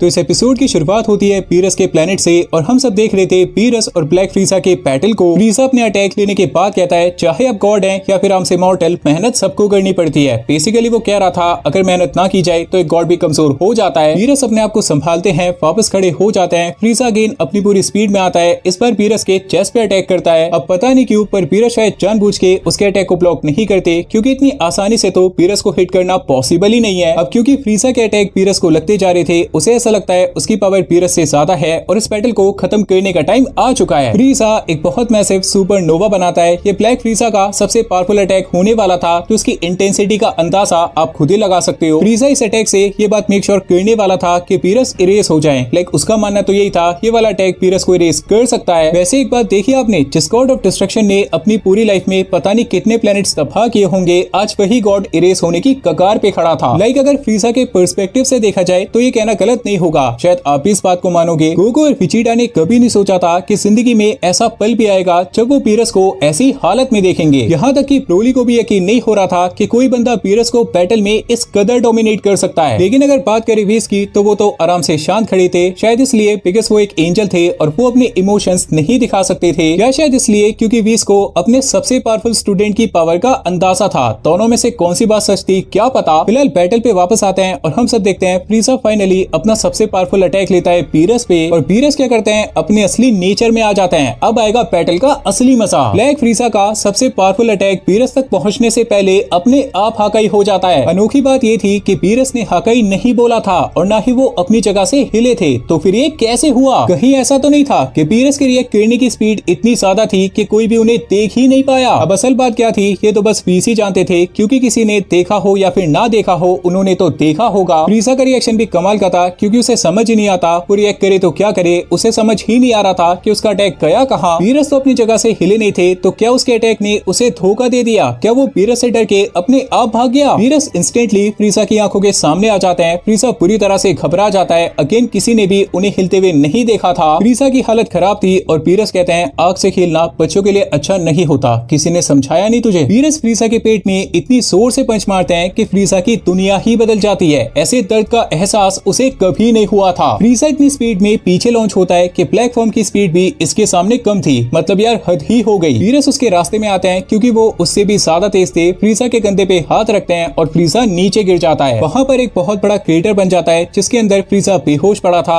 आपको पता भी नहीं चला कि ये बैटल कब मजाक बन गया। गोकू, विजिटा और ब्रोली पागल से हो जाते हैं। वो सोच में पड़ जाते हैं कि उन तीनों ने अपनी आंखों के सामने ये क्या देखा था। मतलब यार ये हुआ क्या था? अभी कुछ सेकंड्स पहले फ्रीजा पीरस को हिट कर रहा था, अपने सपनों में जी रहा था, हंस रहा था, लेकिन एक पल में सब कुछ शांत हो गया, जैसे यहाँ पे कुछ हुआ ही नहीं था। मतलब ये तो गजब की बात थी। गोकू पीरस से कहता है यही पीरस की असली ताकत थी ना, पीरस इतने ही स्ट्रॉन्ग होंगे, इससे ज्यादा तो नहीं हो सकते। पीरस इस बात पे रिप्लाई करते हैं अगर कोई ऐसा वॉरियर होता जो इस बैटल को थोड़ा लंबा खींचता तो शायद पीरस अपनी पूरी ताकत दिखा भी देते। मतलब पीरस ने अपनी असली ताकत तो दिखाई थी, लेकिन ये उनकी पूरी ताकत नहीं थी, उनकी लिमिट अभी भी दूर थी। अभी पीरस भी इसको इशारा करते हैं कि इसको हील कर दे ताकि ये यहाँ से दफा हो जाए। गोकू, विजिटा और ब्रोली कुछ कहना चाहते थे पर तीनों समझ नहीं पाते कि कहीं क्या, इसलिए तीनों सोचते हैं कि अभी के लिए चुप रहते हैं, बाद में इस बारे में बात करेंगे। पीरस अपने डिस्ट्रॉयर का ऑर्डर मानते हुए फ्रीजा को हील कर देते हैं। फ्रीजा होश में आता है और पागलों की तरह हरकतें करने लगता है। उसे अभी ऐसा लगता है कि वो जीत रहा था, पर अचानक से कुछ तो हुआ था। अब हुआ क्या था? शायद वो ये बात भूल गया था। ऐसा कैसा पंच मारा था रे पीरस ने? इसकी तो हालत ही खराब हो गई। पेट में पंच खाने के बाद याददाश्त कैसे चली गई? गोकू फ्रीजा से कहता है कि तू चुपचाप यहाँ से चला जा, हम जैसे तैसे पीरस को मना लेंगे, उन्हें शांत कर लेंगे, पर पहले तू निकल। पर फ्रीजा गुस्से में रिप्लाई करता है कि अबे चुप कर बंदर, मैं यहाँ पे गॉड ऑफ डिस्ट्रक्शन बनने आया हूँ, बन के ही रहूंगा। ये अचानक से पीरस फ्रीजा के सामने आते हैं और कहते हैं हाकाई चिंता मत करो, फ्रीजा मरा नहीं था, उसके साइड वाले जो पत्थर थे वो तबाह हुए थे। लेकिन एक बात अच्छी होती है, इस हाकाई की आवाज से उसकी यादें वापस आ जाती है। उसे याद आ जाता है कि अभी अभी उसके साथ क्या हुआ था। और गनीमत है कि वो अभी तक जिंदा है, वरना बेचारे को फिर से अपनी फेवरेट जगह पे वापस जाना पड़ता। याद है ना आप सबको फ्रीजा की फेवरेट जगह? पीरस कहते हैं कि चला जाए यहाँ से, और आज के बाद अगर वापस आया तो कभी वापस नहीं आ पाएगा। फ्रीजा के मन में डर था, पर अभी वो एक अजीब सी बात कह देता है। वो कहता है अब क्या करेंगे आप, आराम से जाके सो जाएंगे ना, और पता नहीं कितने सालों तक सोते रहेंगे। हकीकत जानते हैं आप, हकीकत ये है कि आप एक गॉड ऑफ डिस्ट्रक्शन बनने के लायक ही नहीं है, क्योंकि आपने अपनी कोई भी रेस्पॉन्सिबिलिटी नहीं निभाई है। कभी सोचा है आपने, टूर्नामेंट ऑफ पावर का ब्लेम आप इस बंदर पे डालते हैं, जबकि वो आपकी गलती थी, ना कि इसकी। 4 यूनिवर्सेस ने पार्टिसिपेट नहीं किया था, वहाँ के मॉर्टल्स आराम से जी रहे थे। किसकी वजह से? अपने गॉड ऑफ डिस्ट्रक्शन की वजह से। अगर आपने अपना काम किया होता तो हमारे यूनिवर्स पे इतना बड़ा खतरा कभी नहीं आता। उन 4 में से एक यूनिवर्स हमारा होता और हम मौत के मुंह में कभी ना जाते। इसीलिए मैं आपकी जगह लेना चाहता हूँ, क्योंकि मैं साबित कर सकता हूँ कि मैं आपसे बढ़िया काम कर सकता हूँ। मैं अपने यूनिवर्स को उस मुकाम पे लेके जा सकता हूँ जहाँ पर है ना हमारा यूनिवर्स डिजर्व करता है। मैं अपने यूनिवर्स को उन 4 से बेहतर बना सकता हूँ, लेकिन आप चाह कर भी ऐसा नहीं कर सकते, क्योंकि आप करना ही नहीं चाहते। वैसे यार फ्रीजा को कितना भी हेट कर लो, क्या आपको नहीं लगता उसकी बातें एकदम स्पॉट ऑन थी, उसकी बातों में दम था। वीरस इस बात पे रिप्लाई करता है, मतलब तू एक गॉड बनना चाहता है क्योंकि तू इस यूनिवर्स का भला चाहता है, और ये बिल्कुल नहीं चाहता कि इस यूनिवर्स का हर एक मॉर्टल तेरे नाम से डरे। फ्रीजा इस बात पे रिप्लाई करता है, तो इसमें गलत क्या है? इस यूनिवर्स का हर एक मॉर्टल जो आपको जानता है वो भी तो आपसे डरता है। वीरस इस बात पे कहते हैं, देख तेरे सभी इंटेंशंस मैं अच्छी तरह से जानता हूँ, तू बस इस यूनिवर्स का नहीं बल्कि इस पूरे मल्टीवर्स का कंट्रोल चाहता है। लेकिन एक बात याद रखियो, भले ही तू एक गॉड ऑफ डिस्ट्रक्शन बन जाएगा, लेकिन उस लेवल पे कभी नहीं जा पाएगा जहाँ पे तू असल में जाना चाहता है। फिलहाल अभी तू यहाँ से निकल ले, तूने बहुत बोल लिया, मैंने बहुत सुन लिया, पर अब और नहीं। फ्रीजा गुस्से में था, लेकिन जानता था जान है तो जहान है भाई। वीरस एक सेकंड नहीं सोचेंगे उसे टाटा बाय बाय करने में, इससे अच्छा खुद ही चला जाता हूँ। सो फ्रीजा अपनी पूरी आर्मी के साथ यहाँ से चला जाता है। इसके बाद कहानी आती है अर्थ पे। बाकी सी फाइटर्स फील कर लेते हैं कि वीरस के प्लेनेट पे बैटल खत्म हो चुका है, और बात रही कि बैटल का रिजल्ट क्या आया होगा, तो इतना अंदाजा तो वो लगा ही सकते थे कि वीरस के प्लेनेट पे फ्रीजा की दाल नहीं गलने वाली थी। अभी पिकलो कहते हैं कि बैटल तो खत्म हो गया, लेकिन फ्रीजा की ऐसी ताकत ने ये साबित कर दिया कि अभी हम सब बहुत पीछे हैं। हम सबको और भी ज्यादा मेहनत करनी होगी, क्योंकि अगर फ्रीजा ऐसा कर सकता है तो और भी कई लोग इस ताकत तक पहुंच सकते हैं। गोहान पिकलो की बात पे कहता है, और हम सबको उन सबसे पहले इस ताकत के आगे निकलना होगा। सो अभी अर्थ के सी फाइटर्स का प्लान तो तय था, उन्हें फ्रीजा की पावर का अंदाजा था, और वो सब जितना जल्दी हो सके इस पावर के आगे जाना चाहते थे। इसके बाद कहानी आती है फ्रीजा पे, जो अपनी स्पेसशिप में था, और पता नहीं उसकी स्पेसशिप कहाँ जा रही थी। लाइक फ्रीजा ने कोई ऑर्डर नहीं दिया था, वो तो किसी से बात भी नहीं कर रहा था। अब ये कहना काफी मुश्किल था कि फ्रीजा आगे क्या करने वाला था। क्या वो अपने आप को और भी ऊपर लेके जाएगा और दोबारा से वीरस को चैलेंज करेगा, या फिर उसके माइंड में कुछ और था? शायद वो कोई दूसरा तरीका अपनाएगा और अपने सपनों को पूरा करने की कोशिश करेगा, क्योंकि वो चुप तो नहीं बैठेगा। अब ये बात मैं आप सब पे छोड़ता हूँ, आप सब कमेंट करके बताओ फ्रीजा आगे क्या करेगा। क्या उसने कोई नया प्लान बना लिया होगा? अभी आपको क्या लगता है उसके माइंड में क्या चल रहा होगा? इसके बाद कहानी आती है वीरस के प्लेनेट पे। अपना बैटल कंप्लीट करने के बाद वीरस अभी सोने चले जाते हैं, और ये कहना काफी मुश्किल था कि अब से कितने सालों तक सोने वाले थे। और यार कहना पड़ेगा इन पे तो फ्रीजा की बातों का कोई असर नहीं हुआ। एक तरह से उस बंदे ने जो बोला था वो तो सच भी हो गया था, ये तो सच में सोने चले गए थे। बात करें गोकू और विजिटा की, तो इन दोनों को तो टारगेट्स मिल चुके थे, तो ऐसे टारगेट्स जो इन दोनों को आगे जाने में बहुत मदद करेंगे। सबसे पहले इन दोनों को किसी भी तरह फ्रीजा के आगे निकलना था, और वो भी बहुत जल्दी, और बहुत जल्दी मतलब बहुत ही जल्दी। फिर चाहे कितनी भी ट्रेनिंग करनी पड़े, कैसी भी ट्रेनिंग करनी पड़े, अपने आप पे कितना भी प्रेशर डालना पड़े, पर जितना जल्दी हो सके उससे बस आगे निकलना था। और दूसरी और सबसे जरूरी बात, अब क्योंकि ये दोनों वीरस की असली ताकत देख चुके थे, तो डेफिनेटली उससे पहले तो नहीं रुकने वाले थे। इन दोनों को किसी भी तरह वीरस के लेवल पे जाना ही था। हालांकि इस लेवल पे पहुंचने में इन्हें कितना टाइम लगने वाला था ये कहना काफी मुश्किल था। और बात रही ब्रोली की, तो टेक्निकली इस बंदे के अंदर तो ऑलरेडी इतनी ताकत है कि ब्लैक फ्रीजा को टक्कर दे सकता है, इवन उससे आगे निकल सकता है। अगर ब्रोली ने अपनी लेजेंडरी पावर को मास्टर कर लिया, तो ये बंदा होपफुली ब्लैक फ्रीजा के आगे होगा, उससे आगे निकल जाएगा। और यार ये बात तो आप सब भी जानते हो कि ब्रोली के अंदर इतना पोटेंशियल है कि ये बंदा सबसे पहले वीरस के लेवल तक पहुंच सकता है। हालांकि वहाँ पे जाने के लिए इसे बहुत मेहनत करनी पड़ेगी। वैसे एक शॉर्टकट तरीका भी है जिससे ब्रोली वीरस के लेवल तक बहुत ही जल्दी पहुंच सकता है। अगर आप सब अंदाजा लगा सकते हो तो कमेंट करके बता देना। हिंट में दे देता हूँ आप सबको, जिससे अंदाजा लगाने में थोड़ी आसानी होगी। गोकू, विजिटा, गोहान, ट्रंक्स और गोटेन को ब्रोली की मदद करनी पड़ेगी। सो अभी ये देखने में बहुत मजा आएगा कि आगे कौन सा खतरा सभी सी फाइटर्स के सामने आने वाला था। और सबसे जरूरी बात, क्या सच में इस पूरे मल्टीवर्स में ऐसे मॉर्टल्स एग्जिस्ट करते होंगे जो सच में इनके लेवल पे होंगे? इस बारे में कुछ नहीं कहा जा सकता। सो कुछ इसी तरह सभी कैरेक्टर्स के बारे में डिस्कस करने के बाद ब्लैक फ्रीजा सागा भी कंप्लीट हो जाती है। So guys, dragon ball super 2 की हम 2 सागास कवर कर चुके हैं। सबसे पहले हमने कवर की थी परफेक्ट सेल मेक सागा, वो आपको बहुत पसंद आई थी। इस बार हमने कवर की ब्लैक फ्रीजा सागा, ये भी आपको पसंद आई होगी। इस आर्क को बनाने के पीछे एक बहुत ही सिंपल मोटिव था, ये बात तो सबको पता थी। जब भी ड्रैगन बॉल सुपर की असली मांगा वापस आएगी, हो सकता है उसमें सबसे पहली सागा हो ब्लैक फ्रीजा सागा। और टेक्निकली आनी भी ये चाहिए, बिकॉज हमें ब्लैक फ्रीजा की असली ताकत का कोई अंदाजा नहीं है। तो मैंने सोचा अगर मैं इस कहानी को बनाता हूँ तो हमें ब्लैक फॉर्म की ताकत का एक अंदाजा हो जाएगा। अब देखो ये बात तुम्हें पता थी कि फ्रीजा की ब्लैक फॉर्म को कोई भी सी फाइटर नहीं हरा सकता। हो सकता है अगर पांचों एक साथ भी लड़े तो भी हार जाए। तो अभी डिसाइड करना था इसका ओपोनेंट कौन होगा जो इसे टक्कर दे पाएगा। और सबसे पहला नाम जो माइंड में आया वो आया बीरस। अब क्यों? क्योंकि इनको कभी दिखाया ही नहीं जाता, ये कोई काम नहीं करते, ना कभी फाइटिंग करते हैं। तो मैंने सोचा इनकी असली पावर को दिखा दिया जाए कि इनमें सच में कितना दम है। और यार बीरस की ऐसी ताकत देखने के बाद आप सब अंदाजा लगा लेना कि बाकी गॉड ऑफ डिस्ट्रक्शन भी कितना स्ट्रॉन्ग होंगे। उनको वीक मत समझना क्योंकि सभी गॉड ऑफ डिस्ट्रक्शन की पावर आसपास ही आती है। और ये बात मैं इसलिए बता रहा हूँ बिकॉज मैंने काफी कमेंट देखे थे, काफी लोगों को ये लगता है बीरस तो स्ट्रॉन्ग है लेकिन बाकी गॉड ऑफ डिस्ट्रक्शन को हमारे सी फाइटर्स आराम से हरा सकते हैं, जिसका मतलब ब्लैक फ्रीजा भी उन्हें हरा सकता है। लेकिन आपको याद है ना टोयोटारो सर ने अभी क्या स्टेटमेंट दिया था, ब्लैक फ्रीजा की पावर गॉड ऑफ डिस्ट्रक्शन को राइवल कर सकती है। उन्होंने ये नहीं कहा था कि हरा सकती है, उन्होंने कहा था कि राइवल कर सकती है। तो इसीलिए मुझे ब्लैक फ्रीजा की पावर को सभी गॉड ऑफ डिस्ट्रक्शन के नीचे दिखाना था। बीरस ने इतनी आसानी से उसे इसलिए हरा दिया क्योंकि बीरस सभी गॉड्स में सबसे ऊपर है। अभी बात करते हैं अपने पांचों सी फाइटर की, टोयोटारो सर के सबसे अच्छे कवर की। तो इन पांचों को मैंने ट्रेनिंग करता दिखाया, ये दिखाया कि ये पांचों अभी भी और ज्यादा स्ट्रॉन्ग हो सकते हैं। लेकिन पांचों की करेंटली जो स्ट्रॉन्गेस्ट फॉर्म्स हैं ये उन्हीं को और भी आगे लेके जा सकते हैं। इन्हें न्यू फॉर्म्स अचीव करने की कोई जरूरत नहीं है, जो फॉर्म अचीव की है उसी को और भी आगे लेके जा सकते हैं। और इन पांचों के अलावा मुझे 2 और सी फाइटर्स को इंक्लूड करना था जिनके अंदर बहुत पोटेंशियल है, पर उनके पोटेंशियल को क्रिएटर्स नहीं समझ रहे थे। तो हमें तो समझना ही पड़ता। ट्रंक्स और गोटेन सब जानते हैं कि इनका पोटेंशियल फेस किया जा रहा था। तो मैंने सोचा इनको एक ऐसी फॉर्म देनी पड़ेगी जिससे ये दोनों उन पांचों के आसपास आ जाएं, इनका लेवल मेंटेन हो जाए। तो इन दोनों को दे दिया मिस्टिक सुपर सैयन 4। अभी मिस्टिक सुपर सैयन 4 का पावर लेवल डिसाइड करे तो मेरे हिसाब से सुपर सैयन ब्लू इवोल्यूशन के आगे होना चाहिए। Mistake form super Saiyan blue के बराबर थी तो mistake super Saiyan 4 blue evolution के आगे होनी चाहिए। अब मजे की बात पता है क्या है, मिस्टिक सुपर सैयन 4 गोटेंक्स की पावर सुपर सैयन ब्लू कुजीटा से ज्यादा होगी। टीवीएस प्रोली में कुजीटा ने जो पावर दिखाई थी उससे ज्यादा गोटेंक्स की पावर होगी। वीरस की असली ताकत का हम सबको अंदाजा हो चुका है। ब्लैक फ्रीजा भी उनके सामने कुछ नहीं था, पर क्या आपको पता है एक बंदा उन्हें हरा सकता है, एक नहीं बल्कि 2 बंदे उन्हें हरा सकते हैं। ऑब्वियसली मैं बात कर रहा हूँ कुजीटा और विजिटो की। अगर गोकू और विजिटा अभी फ्यूज होते हैं और अल्ट्रा कुजीटा या फिर अल्ट्रा विजिटो अभी आ जाता है तो डेफिनेटली ये बंदा पीरस को हरा देगा। पर आपने ध्यान दिया होगा गोकू और विजिटा का ध्यान इस बात पे नहीं किया क्योंकि वो खुद से पीरस के आगे जाना चाहते हैं, खुद से अपने आप को इतना केपेबल बनाना चाहते हैं कि बिना फ्यूजन के उन्हें आराम से हरा सके। अभी बात आती है नई आर्क बनाने की, और यार मैं सच बोलूंगा मेरे दिमाग में अभी कोई आइडिया नहीं है। ड्रैगन बॉल सुपर 2 को मुझे कुछ दिन के लिए रोकना पड़ेगा, इतने में एक नई सीरीज डालने वाला हूँ और होप करूंगा आपको उसमें और भी ज्यादा मजा आएगा। इस नई वाली कहानी के पार्ट बहुत ही छोटे होने वाले हैं, इससे फायदा ये होगा हर दूसरे दिन मैं आपको एक वीडियो दे दूंगा, आपको 4 दिन का इंतजार नहीं करना पड़ेगा। फिलहाल बड़ी वीडियो आने वाली है, आपको याद है ना, लाइक भी करना है और शेयर भी। सो गाइस अच्छी वीडियो में बस इतना ही था, पसंद आया तो लाइक शेयर सब्सक्राइब कर सकते हो। Work hard, study well, eat and sleep plenty.